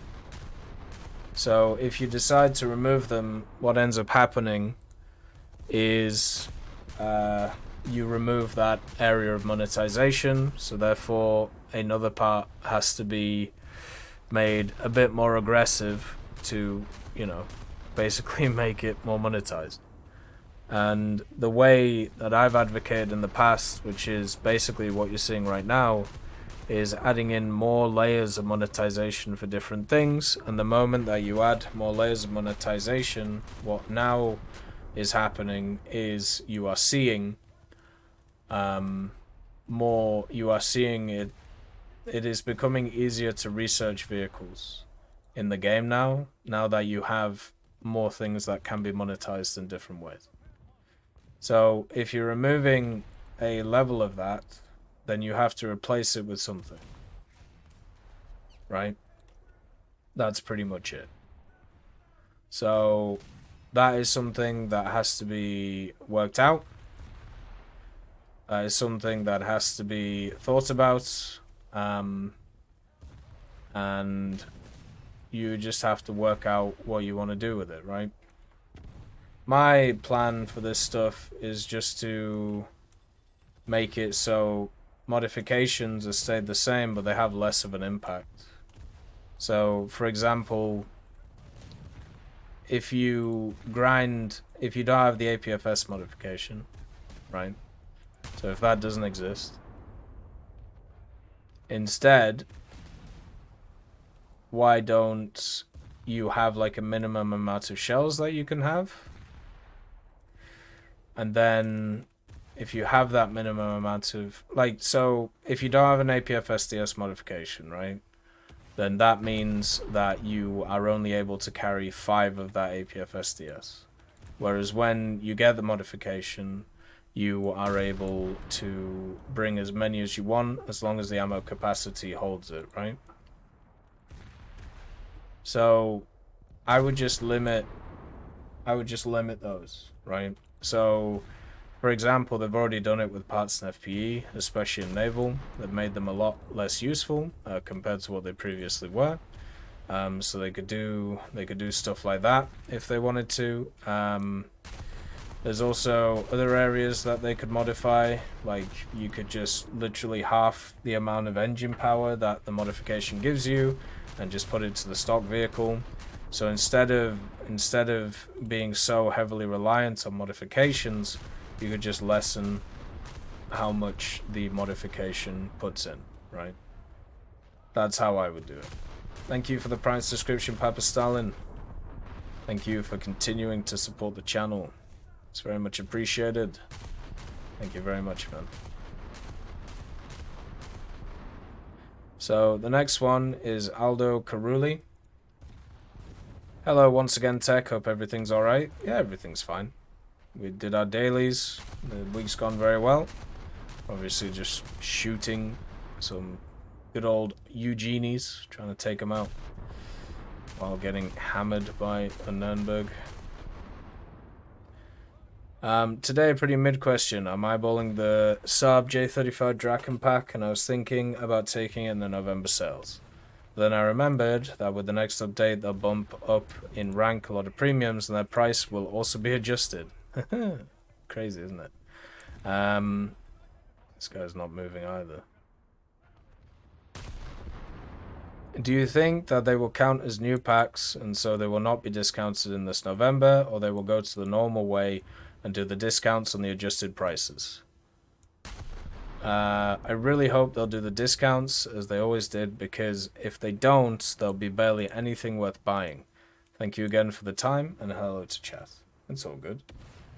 So the basic thing at the end of the day, like when it comes down to it, is the simple fact that if you have a look at the different things that they did over this year, if you have a look at the 2 sales that they did this year, so the summer sale and then the one they did previously, what they ended up doing is they swapped around the sales. So the June sale and the May sale, there was a lot of packs and the way that they were sorted out which were swapped. And the reason why they did that was so they didn't... There were certain packs which would have been available in the summer sale, which were therefore not available in the were not available there because they were in the May sale. But because there was an update between them, there would have actually been them available if they were available in the summer, right? Does that make sense? I know that was very convoluted, but basically, I'll try again. So Gaijin doesn't put on sale packs which are 2 updates past, right? So if a vehicle is added in, let's say, the November update, there is only 2 updates between that and the May sale. So therefore, it won't be on sale until the summer, because there is another update they put there before the sales, right? It comes out before the sales. So all of those packs that they brought in for rank 8 technically should have been on sale in the June sale, but they weren't, because instead they decided to do the pack sales in May instead of June, which is why a lot of people saw the June sales and were kind of disappointed, because there was pretty much nothing on offer for the summer sale. And that's because they swapped them, because of the fact they didn't want to sell the rank 7 premiums during either of the sales. So, if we take into account that, and also if we take into account some other decisions that have been made when it comes to the monetization of the game, such as removing packs from the store, bringing them back as GE vehicles, and then because they were brought back as GE vehicles, they weren't discounted as GE vehicles in the times when they should have been, because technically they were seen as new vehicles, even though they weren't, they were years old. This has happened several times. It would not be surprising at all, or I would not be surprised at all, with the fact that they would bring them in and not put them on sale. Now, if they do that, there would be such calamity within the player base.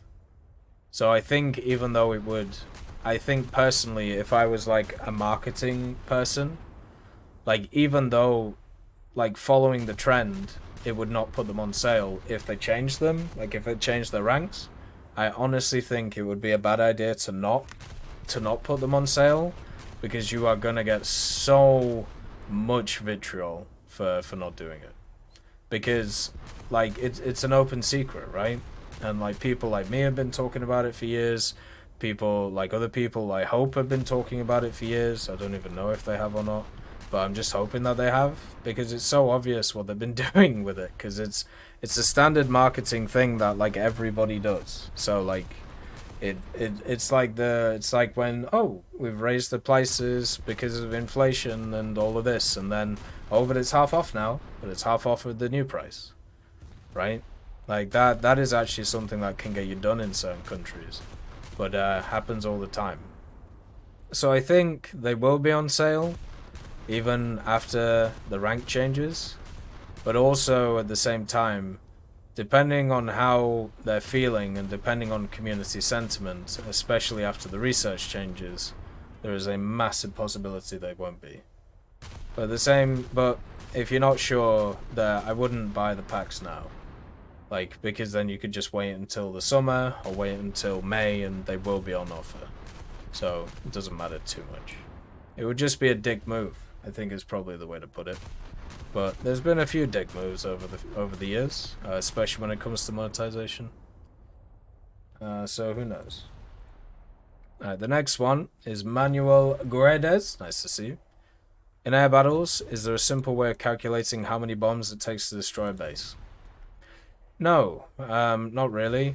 There is a chart out there somewhere which has all the ordnance and what it does, and how many you need to use to destroy bases. Don't know when the last time it was updated was though, because that stuff changes all the time. It really is down to just experience at the end of the day. Like it's one of those things. It's one of those things that's really hard to keep track of, because you know it's used as a balancing mechanic, right? So yeah, not grand. Have you ever watched YouTube's Greg's Airplanes and Automobiles regarding the Hawker Sea Fury Royal Naval Prop? Excellent performance, historical information. I think you'd like it. Yeah, I like Greg's stuff. The 3 channels I always big up when it comes to those things. So you've got Mustard, Greg's Airplanes and Automobiles, and also TEC. All 3 of those are fantastic channels. Really enjoy them. So then we have Honzafred. Hey TEC, hello. I had an idea. Dun, dun, dun. Creating lineups with vehicles from many nations. Let's see. you now have, for example, Russian tanks in German, Hungarian, Swedish tech trees, etc. So why not create one lineup from any country? For example, US CAS plane, German Leopard, and Japanese Type 74 in one lineup. Why not? Historical matchmaking doesn't exist. Yes, the grind would be slower if you research multiple nations in one battle. Hope you understand my idea. I'm not a native English speaker, so I'm unable to explain it properly. Have a great day. No, it's all good. I mean, I get it. The idea is to pick and choose different vehicles from different nations that you can put together in one lineup. I'm kind of fine with it. I think it would be really hard to balance though. Is one of the issues that I see. Like, imagine balancing, because as we all know, like War Thunder is based around like how powerful lineups are. So now you're basically saying to everybody, well, we're all just gonna play the meta lineups all the time. So which vehicles do you change in that BR lineup? You know, to be able to shift it. But if you could get around that, I mean, why not? I think if I'm honest with you, I wouldn't really like it in standard matchmaking, because I still like the idea of having, you know, like not specifically like nation specific lineups, but tech tree specific lineups, because if I destroy somebody in, let's say, a Swedish vehicle, then I know what vehicles they could bring out, and therefore what I can counter with it, right? But one of the things they could do is in the competitive modes. If in the competitive modes, like the ranked modes or the tournaments and stuff, if you could like pick and mix like a lineup, I'd be fine with that. Just maybe not in standard matchmaking. They should also allow it in custom battles too. Just because, you know, it's custom battles. Like, it's people should be able to bring whatever they want in custom battles.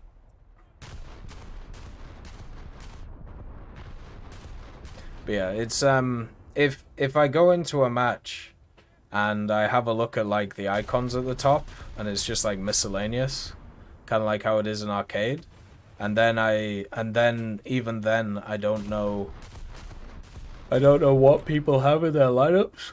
Sorry, it's going to be really hard to kind of work out how to even play the battle. which is kind of funny. But I do think it should be an option in the game, just maybe not in standard matchmaking.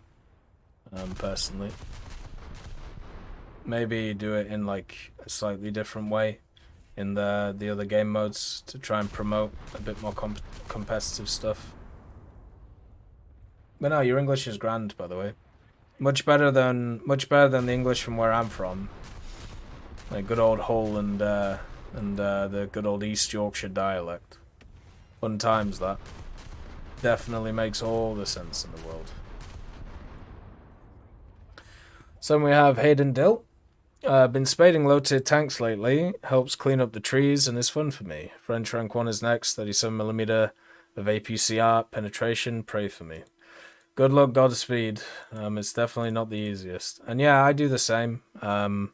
You know, I basically go through like, okay, so we do rank 1 planes, and then we do rank 2 planes, then we do rank 3 planes.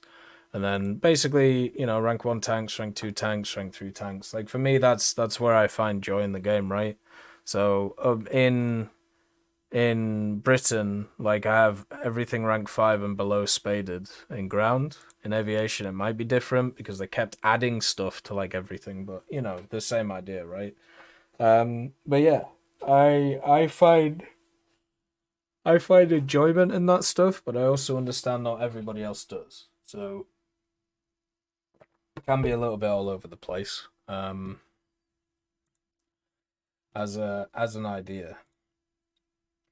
Just need to write this down.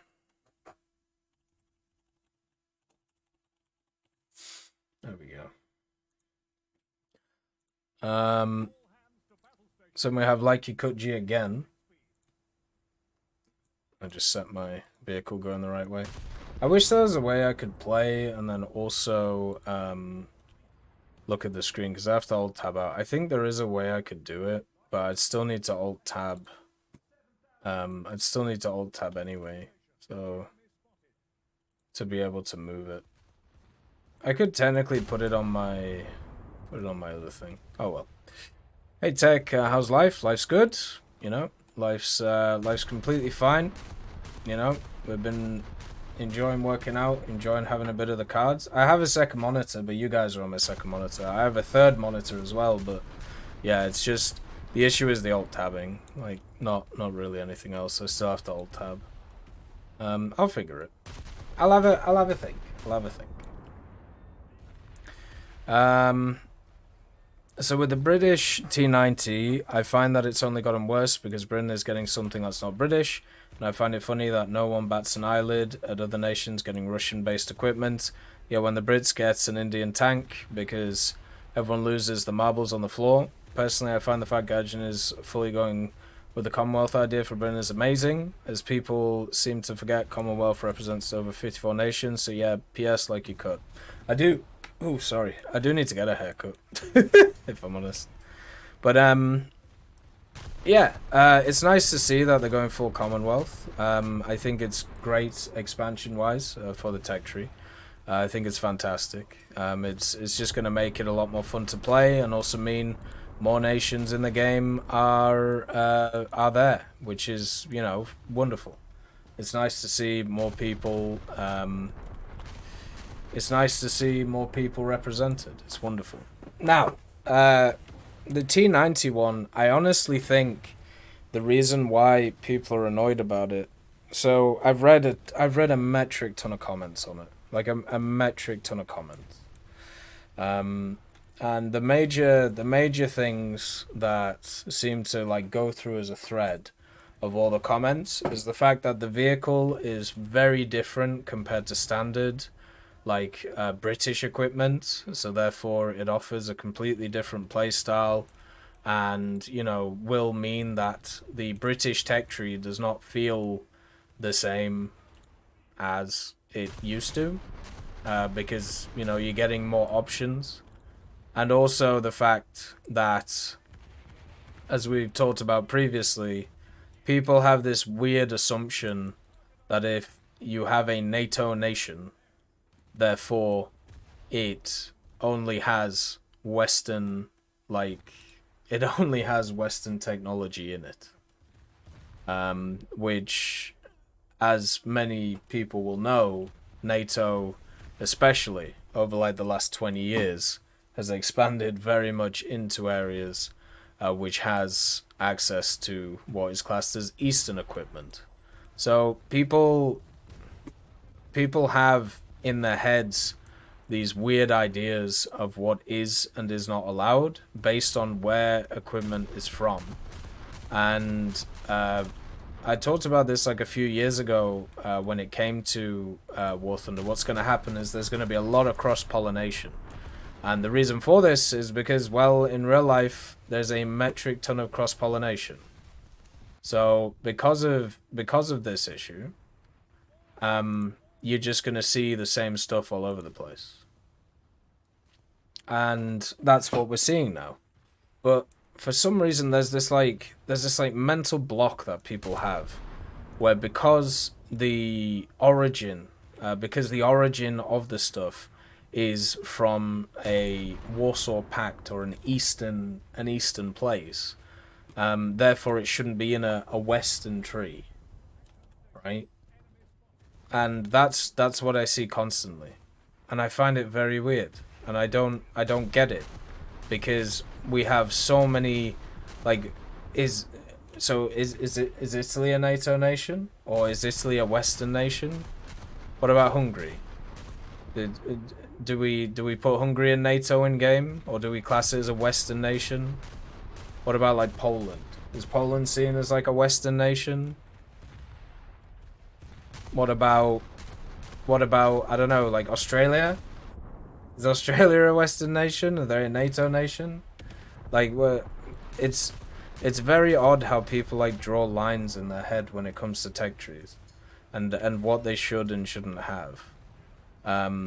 Because the way that I see it is, for the longest time, the way that I see it, and have done for the longest time, is right now the vast majority of people in War Thunder, especially when you talk about top tier stuff, right? They play like I don't even know. How many nations do they play? Like maybe 2, maybe 3 at most. Most people play 1, right? So if that's the case, that most people are playing 1 or 2, then they're not going to be able to get access to all of these, you know, different opportunities that are available from all of these different tech trees. And you know for a fact that they're not going to, for the longest time, get access to these, because they're not going to play the other vehicles. So why do we care? Is probably my main point. So why is it a bother? Why can we not just spread these things out so the people who have grinded these tech trees can get access to more, well, to more vehicles? Because you know they're not going to grind a whole tech tree, especially for a T90. Like anybody who's played the T90 is like, nobody is looking at the Soviet tech tree and going, you know why I'm grinding this? The T90A. Because it's probably the worst, especially the British version they're getting. It's probably the worst MBT they have, like in those areas, right? So I just find the whole thing very odd. Surely it would be better if more people get access to more things. And that's what they're doing. I don't know whether it comes from the fact that I've like spent time in a bunch of different countries, or like I'm not really tied to like one place in that way. I never really have been, especially like in my upbringing and stuff. If it like makes me think like this, or if it's just like just something else. I don't know. It's just immersion ruining. I don't know how to describe it. It's just wrong. And what's the point of having nations and unique nation vehicles?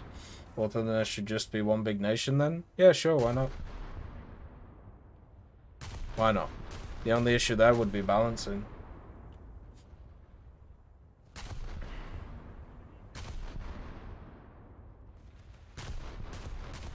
Why are you bringing up the countermeasure pods on the HKP9A?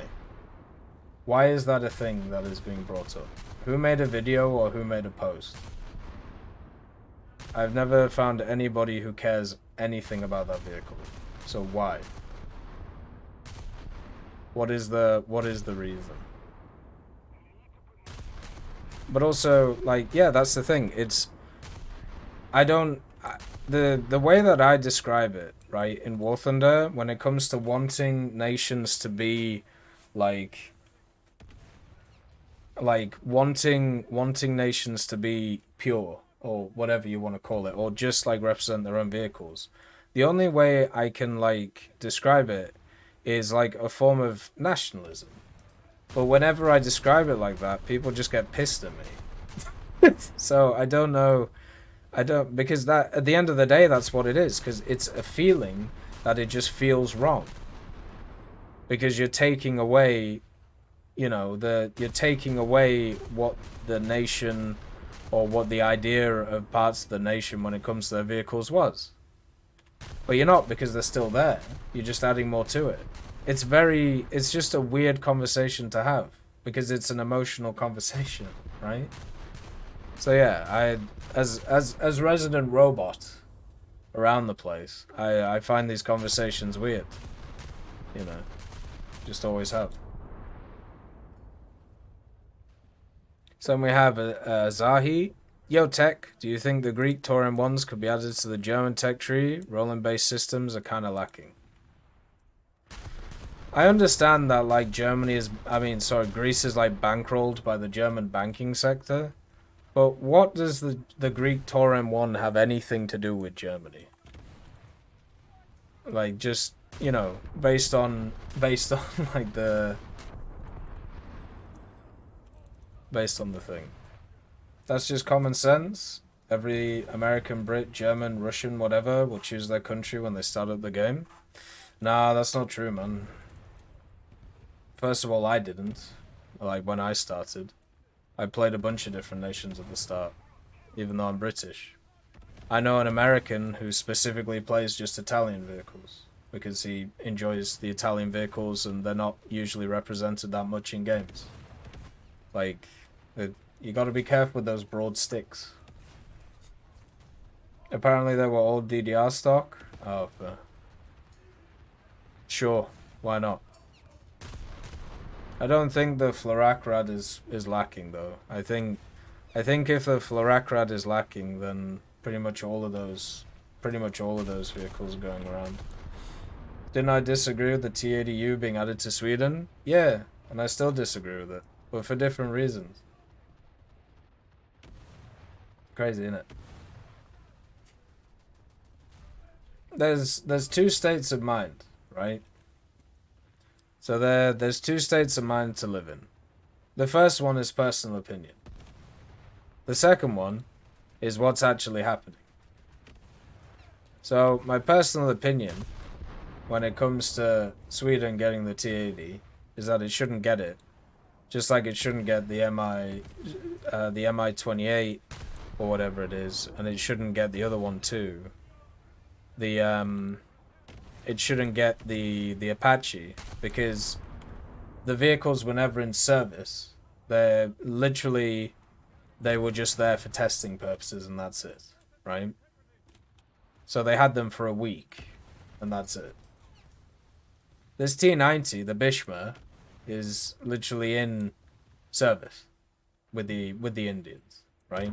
So they're two very different scenarios. The only thing linking them is what? They're from different countries? I don't even know.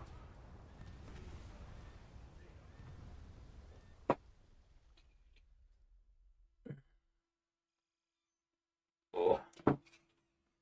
But yeah, the simple fact is at the end of the day is like what my personal opinions are on what stuff should be added and where it should be added don't matter. And since the opinions when it comes to Gaijin stuff are all over the place, because what actually matters is trying to give people varied experiences and then on top of that trying to keep it balanced. Nothing else matters. So that's basically why.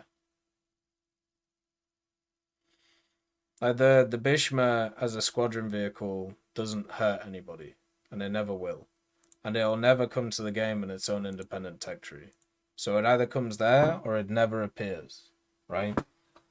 And as somebody who wants to at least give a nod to the billion people who are from India, if we want to believe the narrative that, you know, people are nationalistically based when it comes to War Thunder, maybe they should have a piece too.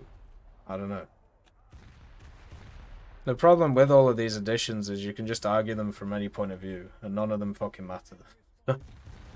It's circle time. So we have Rozislav. Wait, bushes on vehicles are destroyable. How hard are they to destroy? Is machine gun enough to destroy them?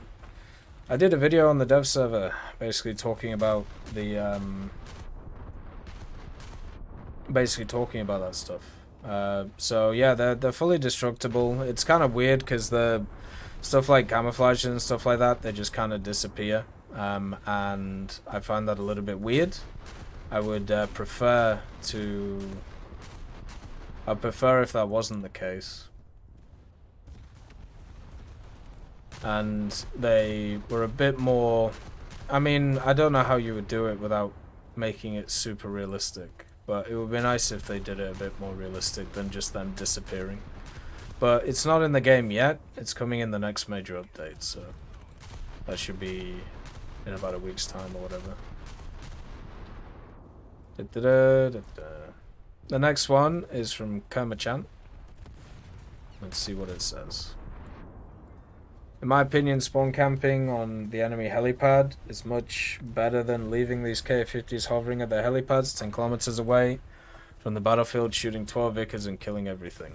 As I said previously, this issue affects such a small amount of the player base, it's not even worth going through, especially since we've gone through it about 5 times, so it doesn't matter. Nobody cares. It's one of those, like, it's one of those issues which is... It's like the submarine thing again. It's just such a small amount of people care about it that it's not worth going through all the time. What's said is said, and what's done is done. Like, you know. Wait, so they're nerfing paid customizations? Feels kind of weird. They need to be nerfed. So it's not really. I never like the idea of paying for power, especially with some of them, where literally like you could buy like the 5 big bushes, and then they removed it from sale after a week, but didn't refund anybody. So now you just have a set of people who, most of them are still around today, who were just given a way to bully people, and nothing was done about it. It's incredibly sad, actually. It's one of the issues with games like this. Like, basically you have a set of veteran players who are already going to be better at the game, and also at the same time you give them better stuff to annihilate other people with. So there's like you want to keep the older players happy by giving them fun stuff, but also at the same time you crucify new players while doing it. It's a very like interesting tightrope.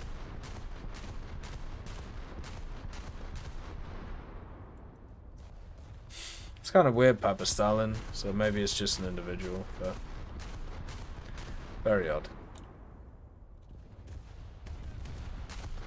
Right, let's just get these shots off. So then we have Dumel Hawk. Hello, I'm trying to get the Battle Pass Challenge Coastal Terror done. Right. That was the... But I only have the rank 3 German coastal boat from the last season, so I'm struggling to get the small and large caliber damage. Is there any premium boats you can recommend that will cover small and or large damage? Any nation is fine. I played a little bit of them all. Thank you. Well, the first thing is you can use the S701 to be able to grind through the German tech tree to get those rank 3 vehicles that all have those small and large caliber things. Whether it's the VS10, you know, the big ones. I can't remember their names. The DF1 is it, and the DF3, like those things. So you don't have to spend money. You could do that. The other way of doing it is the armored boats for the Soviets. The good old MPKs, those ones where they have like multi turrets. They also have they're armored barges basically. So they have like the 85mm or smaller like the 76s. They have the Dishkas, they have the 37s, they have the 40s. So they have a little bit of everything, which you know works pretty well for them. Those are the two areas I'd look to. Like if it was me, the AFD1 and the AFD3, that's the name. So for me, that's what I would focus on, like grinding out the German tech tree to get the SF40s, so you could do, you know, the challenge, and then the VS10. But yeah, the MPK can work out well too.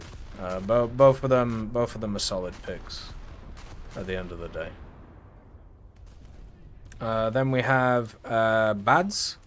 Can we have subtitles for foreign language warning systems for planes?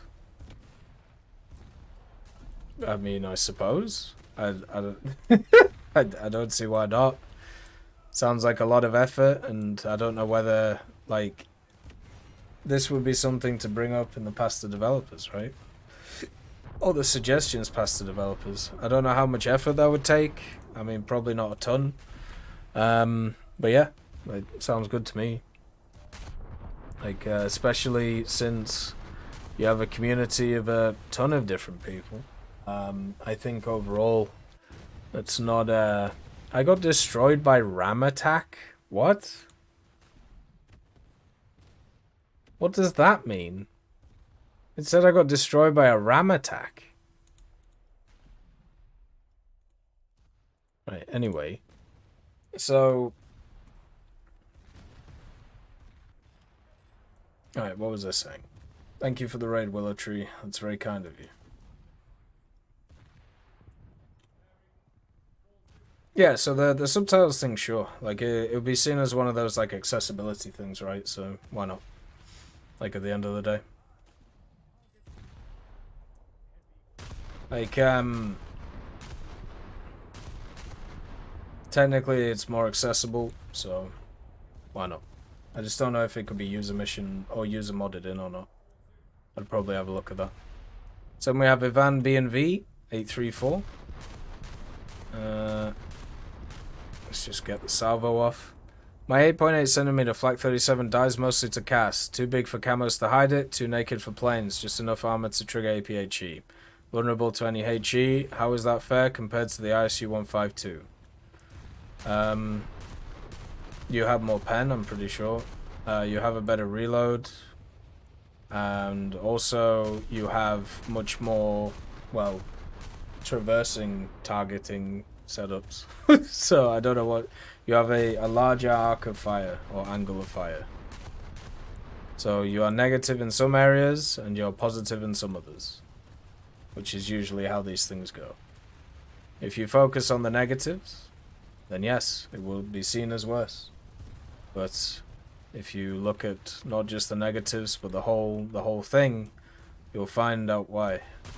Yeah, the reload's the big one. The ISU is super slow at reloading. There's also way more empty space in on the 88. Once the ISU gets penned, it's dead. There's not really much surviving that. I really haven't liked playing the SUs or the ISUs mostly. I think they're vehicles which are very rough to play. And we have Jerry. Do I play helis often? No, not really. I played more helis this year than I have in pretty much every other year. I have played... Ooh. I've played the Alouette. I've played the Scout. I've played the MI4, one of the MI24s, but no, I'm not really a heli enjoyer. I generally think since I've researched a lot of like modifications and stuff, like a lot of vehicles around those areas, I tend to run the lineups to grind the helicopters now since they added that in for the research stuff.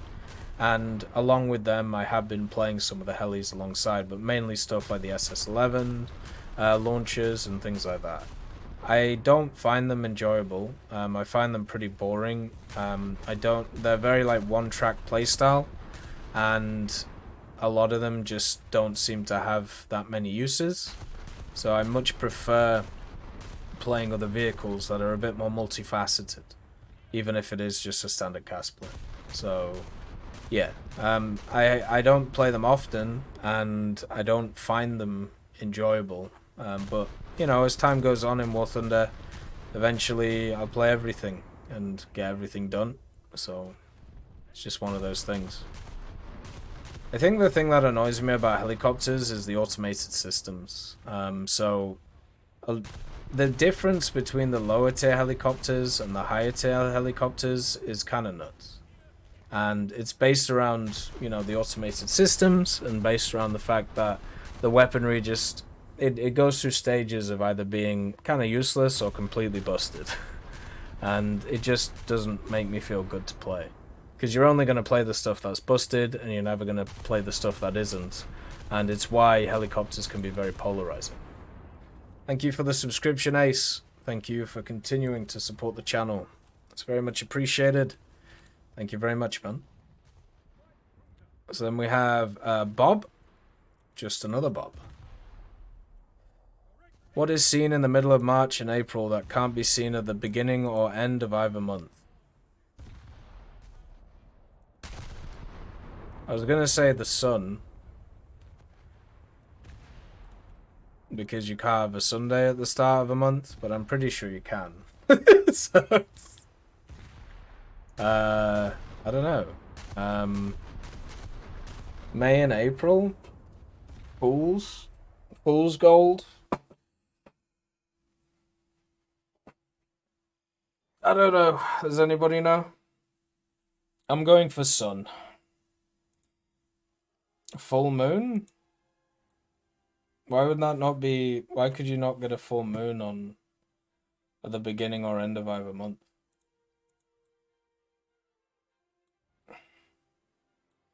I don't know, man. I've never been good at riddles because I just get stuck on one idea and then it just kind of like sticks in my head. But so I'm going for sun. Lock it in. Then we have Papa Stalin. Hello, Chan Tech, and for you, Monet, Jet to France, you will once again not silence me. As for you, Tech, what's with the increase of doing premieres you've been doing recently? I don't know. I'm just kind of testing it out. Wanted to see what it's like, you know, and I don't know why, I don't know how it works, so I'm probably not gonna do it in the future. Like it's just kind of nice and testing like new things. Like this year, I've been like, I think it's fair to say I've just been fucking about with a bunch of stuff. Like when it comes to the YouTube stuff, and when it comes to many of the other things, I'm just trying to see how like the systems work and how like how it's designed to work. So then in the future, if I actually want to use it, then I know how it works. So yeah, the Premiere stuff I think is probably good for some things. Like it might be good for promoting stuff like streams or things like that. But overall, at least it's probably not great for this type of content because even though it's, you know, casted live, technically it's not live, right? Because when you see it on YouTube, it's not live, so it might be confusing to people.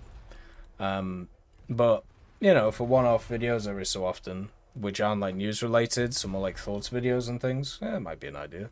But it's just something that I'm testing out. I'm not really doing anything with. I don't know what it affects or how it's seen. It's just, yeah, just gives people an opportunity, I suppose, to discuss things while it's going on, which I feel like some people like, but I don't know. When premieres came out, I feel like a lot of people didn't like them because it's like, okay, so you're telling me that the thing's available and it's done, but you won't show it until this time. But the way that I saw it is it was kind of like an ode to TV, right? Because that's basically how TV stuff works at the end of the day. Like TV is on at specific times, and then you watch it at specific times, and then, you know, it's a little bit more flexible online, but it goes back to that like normalcy idea. But I'm not sure if people like that or not, and it's kind of hard to tell because I haven't really seen any feedback on it. Because hardly anybody actually uses the feature apart from quite large channels which are like making very specific tailored content, which is not really what I do, right? Like what I do is I wake up, you know, I go to work. While I'm at work, I think about what videos to make, or maybe I've thought about it the day before, and then I make them, and then there you go. Like today, like last night, I was like, okay, so what videos do I want to make tomorrow? Because obviously it's a Sunday today, and, you know, I don't really want to think too much on Sunday. So I was like, okay, well, we'll do the mechanics past the devs so we can kind of finish off the past the devs for the week. Because I said that I do on Patreon. There's a Patreon question that somebody wants me to do about like the F-18, so we'll cover that at some point, but not today. And then I was like, okay, well, I want to cover that stuff. And then last week I was going to do a video basically talking about like why does Gaijin add things, or how do Gaijin add things. And since I had the idea last week, I wrote down the notes, but just didn't really do anything with it. Well, why not do it this week? And then, oh, well, you know, the USMC stuff as well. Like, I don't know how much time I'm going to have, like, next week to be able to do, like, different things, because I don't know when the update's coming. So why not make a bunch of the videos that I've wanted to make for, like, a few weeks, which have been postponed because of the dev server, and then just do it this weekend. So that's basically what I did. So that's why you got, like, three separate videos from completely different ideas today. Basically, like literally completely different ideas. Like you have, you know, the mechanics one, and then you have the Gaijin, you know, how do they add vehicles one, and then you have the Chinese one. Like it's it's all over the place, like with the content, and it's all released within like 4 or 5 hours of each other. And I thought I'd try a premiere on one of them just to see how it worked and see how people were in. And one of the things I don't like about the premiere thing is the fact that you can like or dislike a video before it's even out, which just seems like a bad idea to me. Like, why would you want people to do that when they haven't even seen the video because it's impossible to see. So yeah, I'm trying to learn how all these systems work, because I don't know, they're just kind of interesting. It's like how I've been learning the Photoshop stuff, right? Thank you for the Prime subscription, Red Arrow. Thank you for continuing to support the channel. It's very much appreciated. Thank you very much, and also lovely to see you, man. Hopefully you've been well. Hopefully life has been treating you well as well. Hopefully you're doing Gucci. Mark 19 Spit when? How about we get the Mark 7 first? You know, the funny boy. If we get the Mark 7, it's then advocation time for the Mark 19. Fun times. So we have Vita Badge. What do you think the Euro, should they really make Italy 11.3 SPA 11.7? But then make its HE mom go 1300 meters per second so it can be used to kill something that is not a heli 3 kilometers from you? Because if it is, you can't kill them, and planes, I don't want to talk about that. What you think? Because I asked me the IFVs are better SPAs than the 2S38. With the IFVs are all better at close killing and more use to the team. The WZ305 is the same thing, just no radar at 8.0, but it kills better and you can spam it better. So the automatic, right? That's basically the one that's been discussed. Yeah, the automatic's not in the best position. It's one of those heyday vehicles, right? Like when it came into the game, it was super busted, and now it fills a niche role and is not as good as, you know, it used to be. But it's still powerful. It's still very good to use. It's just the problem is the travel time, right? And also being able to see. The way that you actually, if you wanted to actually buff the automatic, then you would remove the tracer from the HE shell. That's the way that you'd do it. So, no, like, think about like the Sergeant York, right? And think about the Veek. Two also very powerful HEVT launchers. That's how those vehicles became even better than they already were. Like they just straight up removed the tracer from the shells. So you can't see where you're shooting. But that doesn't really matter because, you know, you have obviously the guidance system, but the general the people around can't see where it's coming in from. So you can just nail people without them realizing. So for me, I think that's how you would do it if you wanted to buff it. I'm sure you can find a document somewhere saying that you could technically remove the tracer on the shell, especially since it's, you know, it's based on a track radar. I think the automatic's in a fine position though. It's just, as I said, it's in the same boat as a lot of vehicles. Had its heyday, not as powerful as it used to be because it used to be completely broken. And now it suffers the same problem as a lot of vehicles, which is the extension of munitions and distance for aviation stuff is kind of nuts. And it's kind of broken the way that a lot of those vehicles work, which is super sad because they were really fun to play. But I'm sure stuff like that will get changed, as it always does over time. Maybe it'll change in BR. Maybe they'll lower it, maybe they'll up it. Whatever they'll do, it'll shift how it all works. Then we have Bren 2385. British Sabo doesn't function as it should. Fair enough. How is it supposed to function? Is always the next question. And I feel like a lot of things in game don't necessarily function how they should. Just because it's, you know, a video game. I suppose, you know, it could do more damage, it could do less damage. We'll see in the future what they decide to do. Who knows? But hopefully at the end of the day, you know, it can penetrate a decent amount and just hammer things. Have a bit of fun.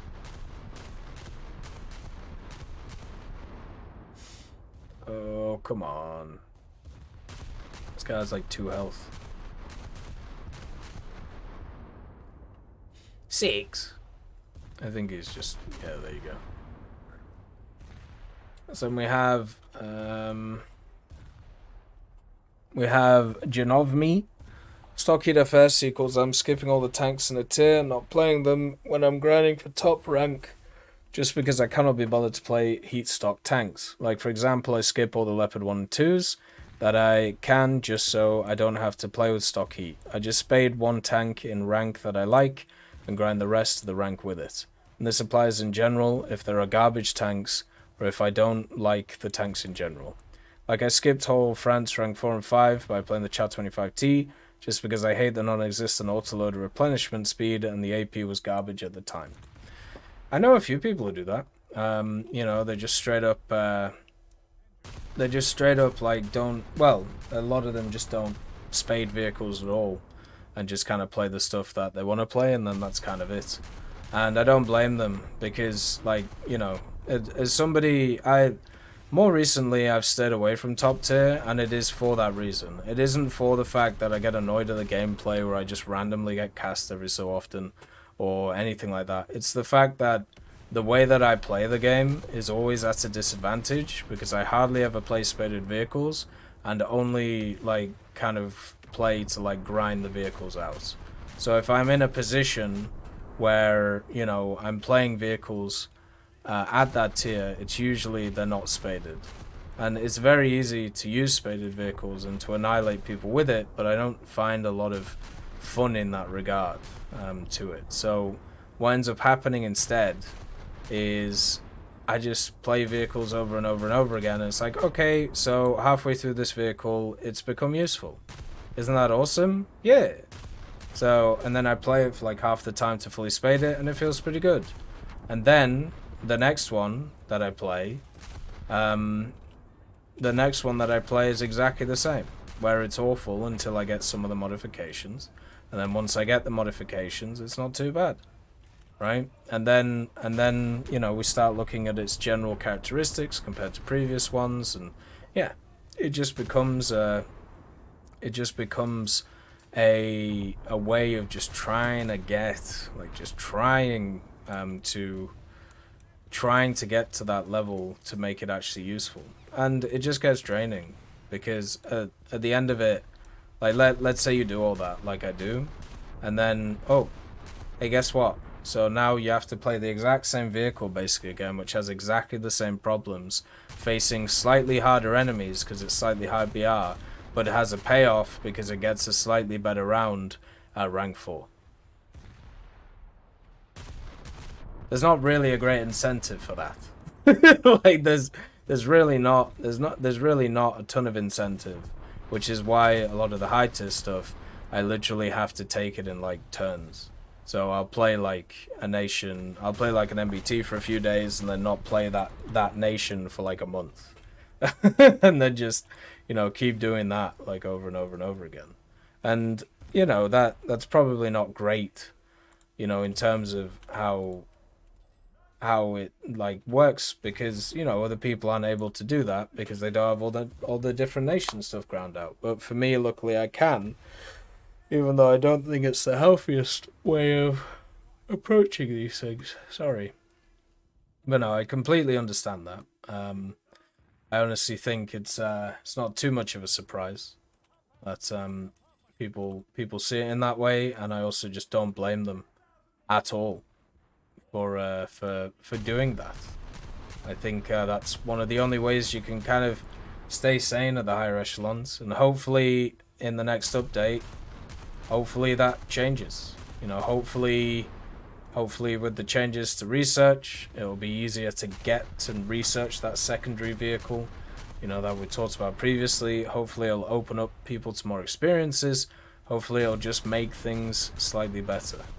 And because of that, everybody else will be able to benefit with that as well. You know, not just it won't just be positive for individuals, it'll be positive for the whole community. That's at least what I'm hoping, you know.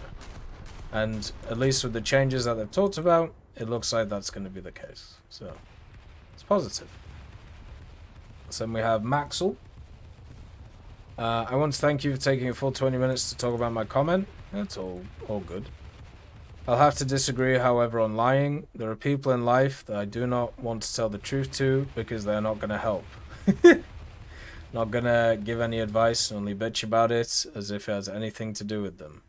My parents know, though, and money doesn't appear to be a problem, so it's basically that because I had no friends or anyone to hang out with in the whole year, my PC consuming, etc., I tend to get absorbed by it.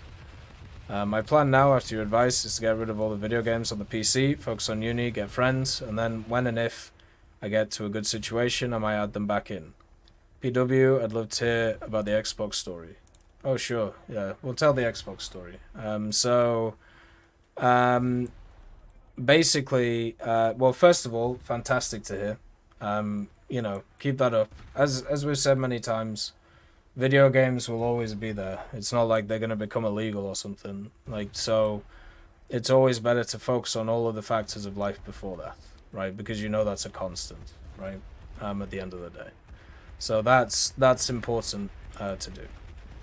Now, the next point is make sure to get involved in clubs through the university.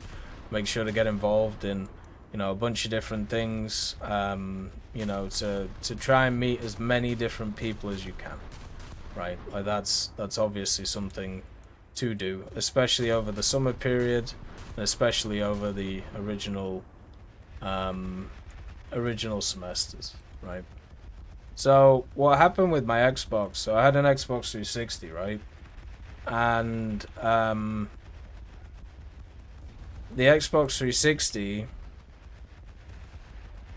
I used to play on it a decent amount with my mates during, like, when I was, like, I don't know, 14, 15, like, middle teenagers. Like, used to play a lot of, like, Modern Warfare 2, Halo Wars was something that was pretty fun. And I like to, like, grind achievements, right? And generally, you know, it was pretty enjoyable to do at the time. And it was a way for me to relax because, well, my home life at the time was not exactly fantastic, mainly down to simple factors such as my father worked an absolute metric amount of my father worked like an absolute metric amount of hours, so he wasn't really home that much, but also it was to provide for what we had, so I never really had an issue with it. And my mother was just a raging alcoholic. so pretty much in my house was me, my two sisters, and just a drunken mess, like, all the time. So obviously I completely understand where that whole escapism comes from. That whole escapism comes from people, where they use video games to get away, or at least for me, one of the things that was good was actually using it just to talk to my mates while shit was going on in the background. Like, you know, when I was like a teenager, when like either stuff was being thrown around or there was like shouting or whatever, like my mum was doing at the time. Like, it was a way of getting away from that. And as a teenager, I kind of needed that at the end of the day. So when I wasn't working or when I wasn't doing schoolwork, I was pretty much just playing games. And also at that time, I bust my arm. It was like the third time I dislocated my elbow, and to be honest, I wasn't feeling very good about myself because I couldn't work. You know, I was limited when it came to school stuff, even though it wasn't like my dominant arm. I couldn't play sports again. I'd already missed like 2 like cricket seasons, and I really enjoyed cricket, but I'd missed 2 of them because of, you know, my arm just being fucked because of playing rugby. And so I wasn't doing sports during the summer. I wasn't really doing anything apart from like just doing some work stuff on farms, and then like doing some like logistical stuff, like, you know, doing like books, basically, like financial things, and then also like doing some like schoolwork for the next year. And I was on like the Xbox a decent amount of the time. Like, we're talking, I don't know, like maybe like 4 or 5 hours a day. And then what happened was, by the time like September hit, when school started again, it continued. So basically, I would just come home, and this was this was when I was 15. So this was first year of GCSE prep, right? So doing GCSE stuff, and basically, I because of like what was going on in my home life, and because of the situation I was in, and I was doing pretty well at school. The work stuff was going well. Everything was all right. I pretty much for like a month just ghosted it. And I don't mean like didn't go to school. I mean, when I was at school, I just wasn't there. I just wasn't focused at all. And everything was just like bad. So we had a parents' evening in like the October. And I knew it wasn't going to be very good because I just was not interested in doing school. Like at that point, my brain was like, I just don't care about this. We're learning stuff which I already like because I used to prep. So I used to prep like the previous year. So in the summer before the school term used to hit, right? So you had like, September to December, and then you had January to like April or June, right? Like that's how it used to work in the UK. I don't know how it is now. But in the summer, over that 2 month period, I would look at the whole syllabus, and I would also go through all of like the information that was there to give me kind of like an idea of what I'm going to run into. So I did this with my GCSE stuff. So by the time I hit September, by the time I'd hit September in year 10, I'd already gone through all the stuff which was in year 10, and I was actually working on coursework material, which was only going to be given out like, 6 months in advance. And basically, I wasn't there in classes. And I was physically there, but I was not mentally there. I was checked out. Thank you for the Prime subscription, David. Thank you for continuing to support the channel. It's very much appreciated. Thank you very much. But I went to a pretty high-end school, like in the north of England, and a lot of the teachers noticed that there was this big shift from when I was like 14, like in year 9 to year 10, because the work that I was handing in, it was all like fine, but it just wasn't up to the same level. And we had a parents' evening, which was in October, to basically just discuss are these like the right choices that people have made to go like GCSE wise. And I remember I was in set 2 for maths out of 5 sets. And then also I was doing geography and history at the same time and ICT, and I was pretty much coasting like all of it apart from IT, which, it was like make a PowerPoint, make an Excel, make a this, make a that, and I just made it super quickly because, like it's super easy shit, right? So what ended up happening was I went into this parents' evening with my father, because my father used to work near where I was, and the parents' evening was at 7, which was generally after his work. Exclamation mark new voodoo. So what we did was we went into this parents' evening, and my chemistry teacher, who was a guy called Dr. Franklin, who was what we class as a worthless piece of shit of a human being, because he would do the classic thing that teachers do when they are terrible teachers. He taught so many things that were not on the syllabus. And the way that GCSEs work when it comes to England is you stick to the syllabus because you don't need any of the extra random information, right? So per week we had 2 doubles with him and 2 singles. So 2 40-minute sessions and then 2 hour and a half when it came to the class. The vast majority of the time he did not teach anything. He would talk about university level chemistry because that's where his fucking mind was. And also he was like 80 years old and should have retired a long time ago, but did not because he had nothing else going on in his life. So what ended up happening was I just like sat there in the class, and I would just not listen to him because I just knew, like, the way my brain works and has done for a long time is if somebody like wants to like learn something, or if somebody wants to be engaged in something and I'm like teaching it, the person has to be fully engaged, right? We're all in. And when it comes to me learning stuff and the way that it works, I have to be all in on it. And if a person is really poor at teaching it, it's going to be very hard for me to be all in on it. And Dr. Franklin was one of the worst. No, he wasn't. He was the second worst teacher I've ever had.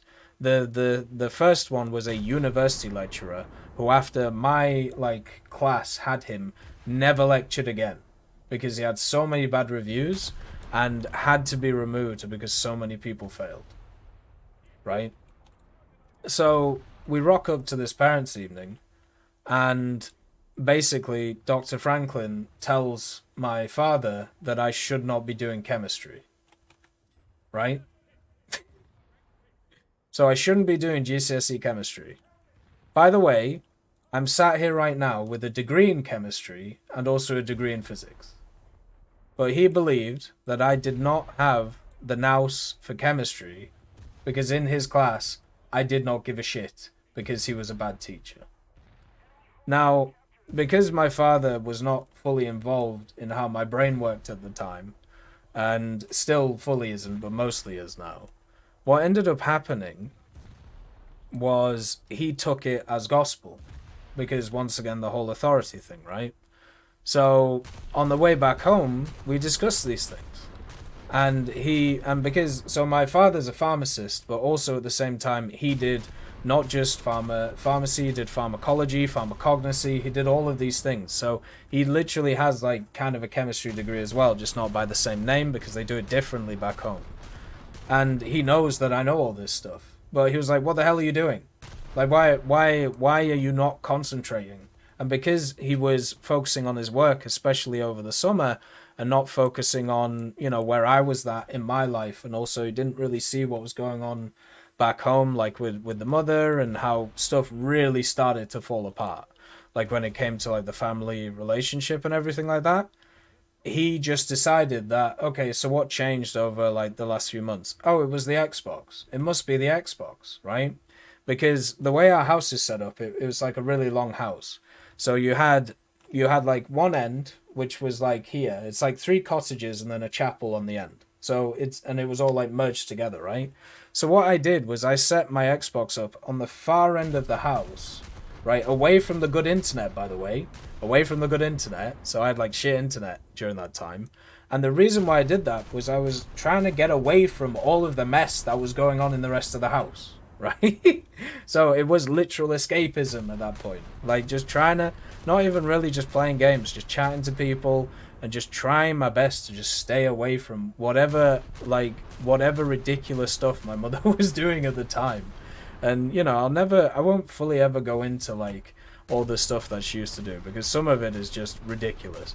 But let's just say this. She got to a point where she went through 300 wine bottles in a month.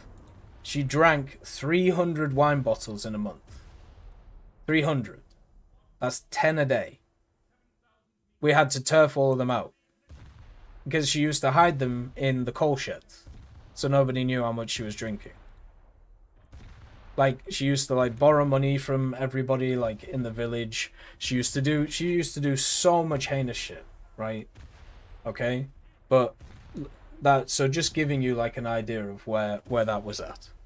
So because of that, I went 10 a day, right? 10 a day. The main thing my mother taught me as a human is how much the human body can withstand before it explodes. And it's quite a lot, it turns out. But so what ended up happening is I set my Xbox up away from everything because I just wanted to get away. I was a teenager, obviously hormonal, girls existed, did a few things, had a bit of fun, all that stuff, right? Had a good time. But also at the same time, everything was crucified back home. And also the father was working all the time. So it was basically just up to me and my 2 sisters to basically survive, while everything was going on. So he decided in his head, okay, the reason why I'm not interested in this class and not interested in this buffoon of a fucking teacher is because not of what I was saying, right? Not because because I could literally recite parts of the syllabus to him. I asked him to ask me anything about equilibrium equations, right? Or, you know, reversible reactions, as you know them, right? Reversible reactions, ions, atomic numbers. Like, ask me how electrons work. Ask me how protons, neutrons, any of this, right? You know, talk to me about molar stuff. You know, moles or molar mass, or, you know, mass over mR. Just talk to me about any of them. I'll tell you about anything. He just did not want to listen because of what this idiot had said. So what he did was he decided that over the summer, and because also I'd continued to play on the Xbox like over like that September and then October period, that was the reason why I was like acting fucked basically. So, you know, video game bad, right? But funny enough, I'm literally here doing the same thing, and hey, look, kind of successful in life, right? So like doing all right. But so what he did was when we went home, and he's like me, so he gets an idea in his head, and it's like, okay, it's that. All right, it's that. So when we got home, the first thing he did was he unplugged it and just tossed it out the window,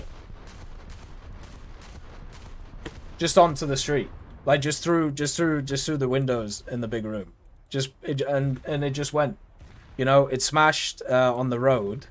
And it cracked on one of the sides, and I was like, "Oh well, fuck, great, thanks." Like, wonderful, great stuff. So went to go retrieve it, of course, and then it didn't have the standard red ring of death. What was the standard one where it like overheated? I think it was like 3, right? I think it was 3 rings out of 4 if it was like that. It had 1. It would either had like 1 or 2. Which meant that one part of it was just completely fucked. So, obviously, the Xbox is dead at that point, right? And I was like, okay, well, that's grand. So, I ended up, obviously, being a bit resentful at this time. Because, you know, being a teenager and not being listened to, and, you know, basically just being treated like a dumbass, and being told that, you know, my life is being taken over by fucking games and, you know, several addictions that are going on. Really enjoyable. So what I did was I basically just sat down, and I just worked my ass off, like when it came to GCSE stuff for 2 years. Did really well in my GCSEs, which I feel like I was probably going to do anyway, but did really well anyway. And then, you know, went on to A-levels, did the same thing, because I knew for a fact that one day, like, you know, it would be nice to discuss these things, and if it turns out that, you know, I was wrong about it, or my father was wrong about it, it's probably going to end in a bad way. So, like, what ended up happening is after I'd done, you know, after I'd done all the GCSEs, after I'd done the A-levels, after I'd settled down at university, right? University was when I started, like, you know, just playing games again, because I had actually I had no money to be able to do anything else, and I didn't have any spare time to do anything else. But also I was in a different country, so I was managing all my own stuff, and that's a whole set of other stories about like moving country, not having any money, and trying to like work everything out. Like a lot of where I am as a human being now was based on those like first 2 or 3 years that I had at university. Like those years were so fundamental to how I see stuff now, because they were incredibly harsh times in my life. Like to a point of, once again, not having food, not always having rent, and having to make excuses for stuff like that, having to eat having to eat food which was like on the verge of going rancid because it was cheap. You know, being in a very cold environment in Calgary, but also not really having a lot of heating. Also, somebody like broke one of the windows in our place, and we didn't want to get kicked out by the landlord because he was, you know, a little bit uppity. So instead of like fixing the window, we just stuffed it full of newspaper, which of course isn't always the best idea when it's minus bloody 40 outside. And yeah, so there's just a ton of stories from there, which just made me kind of how I am now.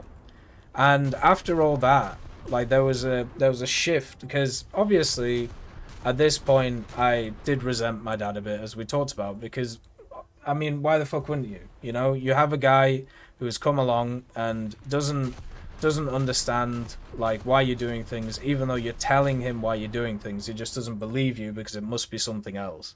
And then later on, when I was like mid-20s, so maybe like 5 years ago, 4 or 5 years ago, after university finished, after I'd established myself as a person who could live independently, right? And had done for like 7 years at that point. And also he started becoming very emotional because he retired, and he realized that even though my two sisters are still close to him, like they still live close to him, I'm on the other side of the world. And he got very worried that he had pushed me away from, you know, being back home. And the answer is he didn't. I had to just find out who I was. I had to take a chance, and I had to become who I am today. Like that's how it works. So even if everything was perfect back home, I needed to get out of that environment to become who I am, right? That's how I saw it, and that's what I did. And so he was super worried that I hated him, because of not just the Xbox stuff, but also several other things like during those years and other things. And we had like a sit down, first of all, when I was like 21. And that was like, you know, we talked about it before. The third year of university was so fucking tough for me. Like it was really, really bad. It was super tough to get through. And I just wanted to like throw in the can. And he was the person who convinced me not to do it and to continue and finish it, right?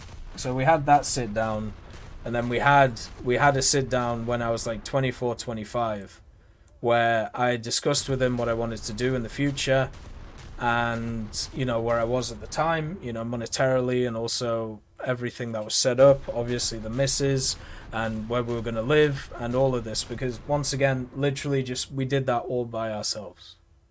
We didn't do it with like family support, we didn't do it with anything like that. We did everything by ourselves. And my dad turned around and he said that this was the first time that we'd had a conversation where I was talking about the future instead of worried about the past or reminiscing on the past. And he said that it made him very proud of me, because it was the first time we'd had that conversation of, okay, we're going forward. Right now we're going at 20 miles an hour. Can we increase that to 50? And can we make all this shit work, basically?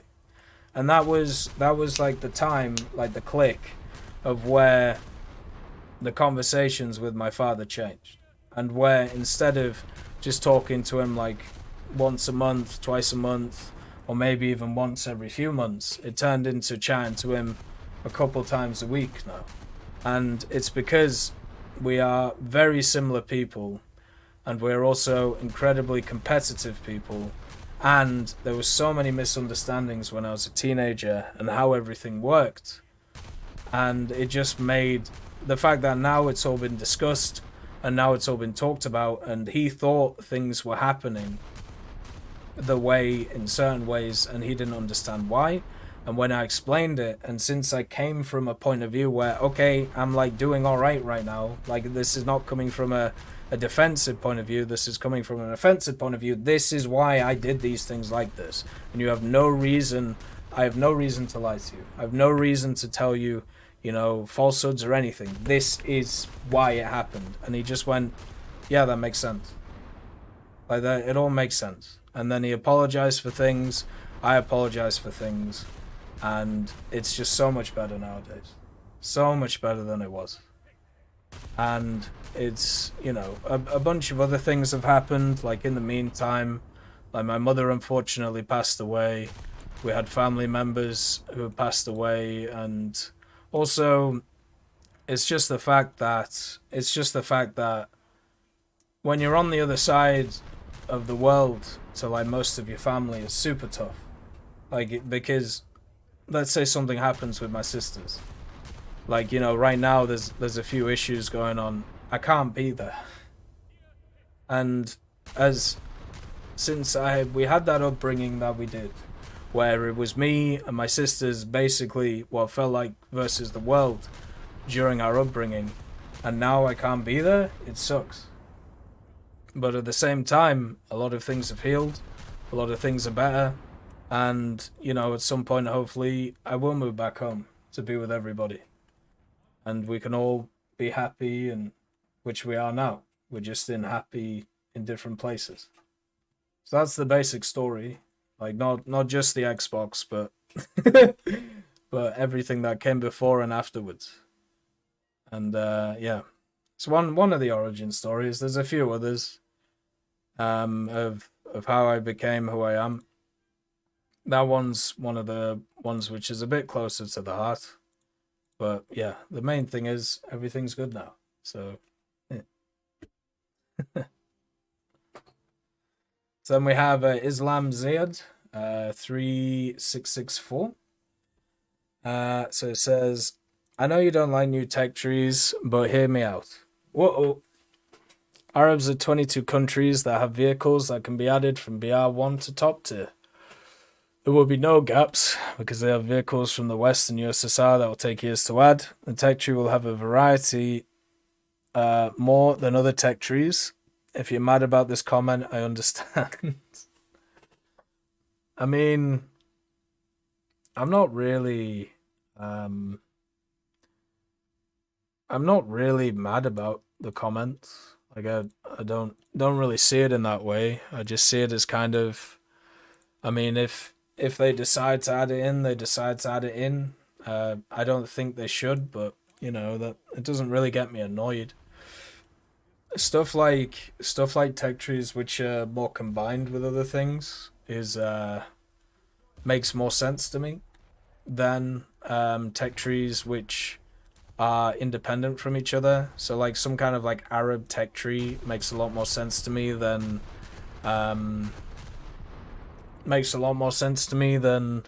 something else, like, you know, individual countries. So I don't see it as like a hugely bad thing. Like I'd be fine with that. You know, if they wanted to add it. There is a lot of cool vehicles from there, but mainly they're like prototypes and like export stuff, which I find interesting. So I feel like it would probably fit better in the tech trees we already have. But that doesn't mean it doesn't mean that this shouldn't happen. I would be a bit worried about, you know, helicopters and aviation. Obviously ground wouldn't be too much of an issue. And the copy-paste nature doesn't really bother me that much. It's just more if it fits better in already previous things, therefore we don't have to worry about crew skills and grinding another tech tree again. Why stop at Arab? Why not Middle Eastern? Well, yeah, that's the thing. Like, you know, either could be fine. World War mode with the tech squad was very fun, and whenever it comes back, we'll have a good time as well. We're not gonna take it as seriously, but we're just gonna have a bit of fun and enjoy ourselves. Should be a nice time. It was good. A lot of great memories during War Thunder, you know. A lot of fun things. Whoa, something just blew up. A lot of fun things over time. Hopefully people can enjoy them. World War mode seems a little bit further away nowadays, though. Especially with the last test they did. Last test they did was pretty rough. Didn't really show anything new or didn't really change anything. So then we have Odst 8 or OADST 80086. Do I like Star Wars? Yeah, I think it's alright. It does kind of annoy me how much it's being milked at the moment. There are a lot of pointless Star Wars products right now, but as like a universe, I think it's cool. I will say I generally prefer Warhammer, Warhammer's universe, because there's just more expansion and more crazy things, and if you're gonna go fantasy, you might as well do that. Lord of the Rings is also really fun. I really enjoy learning about Tolkien and how he crafted everything around him. Such an interesting dude. Such an absolutely fascinating individual. If you've never read anything by Tolkien or from Tolkien, really recommend it. But Star Wars, yeah, it's fine. Like, obviously the newer movies were terrible, but also the prequels are terrible. So, it's, I don't know. And a lot of the TV shows, like Mandalorian, is just Doctor Who. I know that sounds really weird, but that's literally all it is. Mandalorian's just Doctor Who, with lightsabers and pistols. And you know, Doctor Who as an idea was always going to work well because, or Doctor Who as an idea is always going to work well. But a Doctor Who that can kill people, I mean, that's pretty cool. So that's pretty much what the Mandalorian is. Like the last season was so bad story wise, like it was so ridiculous. Like at the end of the day, that yeah, there's no way that it's gonna be anything else but the Doctor Who stuff. I watched Boba Fett, Book of Boba Fett. That was bad. Ahsoka so far, I don't know. Everybody doesn't seem to have any emotion. That kind of sucks. Hopefully that changes. But yeah, I like the books. That you know, I like how much imagination people have put into the universe. Um, the games like Empire at War was fantastic. I would love like a Total War style Star Wars game. But I think a Lord of the Rings Total War game would be better. Um, I really liked Star Wars Battlefront 2 back in the day. I'm actually going to play through that at some point, which should be really fun. And then also at the same time, I really enjoyed a bunch of other like kind of things in it. Star Wars Squadrons was pretty good actually. That was a fun one. That was quite nice. Yeah, not too bad. So then we have Ratty Rat stuff. Yes, he's bought and paid for at this point. They're paying him to go easy on them. Who? Gaijin doesn't pay me a salary. The only thing I have with Gaijin monetarily wise is the affiliate program or the partner program. So I don't think I ever would accept a salary. I don't like the idea of doing it. But yeah, like affiliate programs and stuff like that are interesting and I think it's quite nice, but at the same time it's all on, you know, your own head at the end of the day. If we're gonna use affiliate programs as a bought and paid for thing, then there's pretty much nobody who's not tainted. I like the Green General in Ahsoka. She's so hot. Yeah, I mean, they definitely didn't cast her for a personality. I'll give her that. It's amazing. You know what? You know what's funny, Zero? It's amazing how many scenes in that show where literally the general is stood in front of the camera looking away from it. That's all I'll say. It's amazing how many scenes there are which are doing that, you know? Crazy. Maybe she just has a phobia of cameras. I don't know. Like they as usual, they know. They know. This whole match I've been being shot by a botted Huygen, by the way. Yeah, look. Yeah. Just these are standard numbers, by the way. Nearly 3,000 games in arcade and 428 in arcade, 3,000 in realistic. This is definitely a person. This guy's God of War. And he's botting. God of War bot. Crazy. I can't get away from him. Because he's on an ace crew on an Eugen. Ah, dear. Please look at his stats and gameplay. Thank you.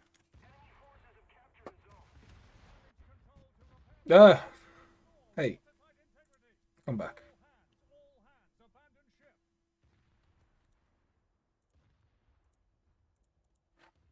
Please look at his stats.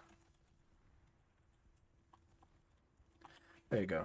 Right, do any of you guys have any questions in the chat? Because that was the last one. The last question on YouTube. You can see some good ones though today. A lot of cool thoughts.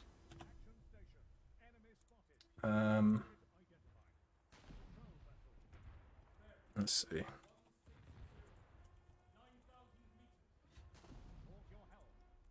Not bad. How was my weekend? I mean, overall pretty good. Like, I can't be mad. Like, you know, Friday we kind of just chilled. Saturday didn't do too much. Had a nice dinner in the evening. Had some what's the pasta with the stuff in it? Like the stuffed pasta. We had some stuffed pasta. It was really nice. I can't remember, tagliatelle, something like that. I don't know. It tasted good with like pesto and all that. It was good. And I haven't worked out today, but the workouts have been going good, and I haven't eaten yet, and I'm pretty hungry. But yeah, I feel good. Looking forward to War Thunder in the next week because of course the update. So thoughts on Ultramarines from Warhammer? I like to call them Uber Marines. But I mean, the major issue with like the Ultramarines and just generally those guys is they're supposed to live by like, you know, certain codes, but some of them just don't. So like, if you genetically engineer something to be able to follow codes and be able to like just do that, surely they should just do that. Like I don't know. But the Uber Marines are fun. Like, yeah. Will we see some kind of Macabre prototype since 10.0 does not exist? I think it's more likely, Abosin, what we'll see is we'll see those weird versions of the Macabre, so the IFV Macabre, and then also a Macabre which fires the Lahat. I don't think they'll give the Lahat to a bunch of the Macabres. Instead, they'll do a specific Macabre called, like, Macabre SPG or something, and then it'll just have access to the Lahat, and, like, that'll be it, you know?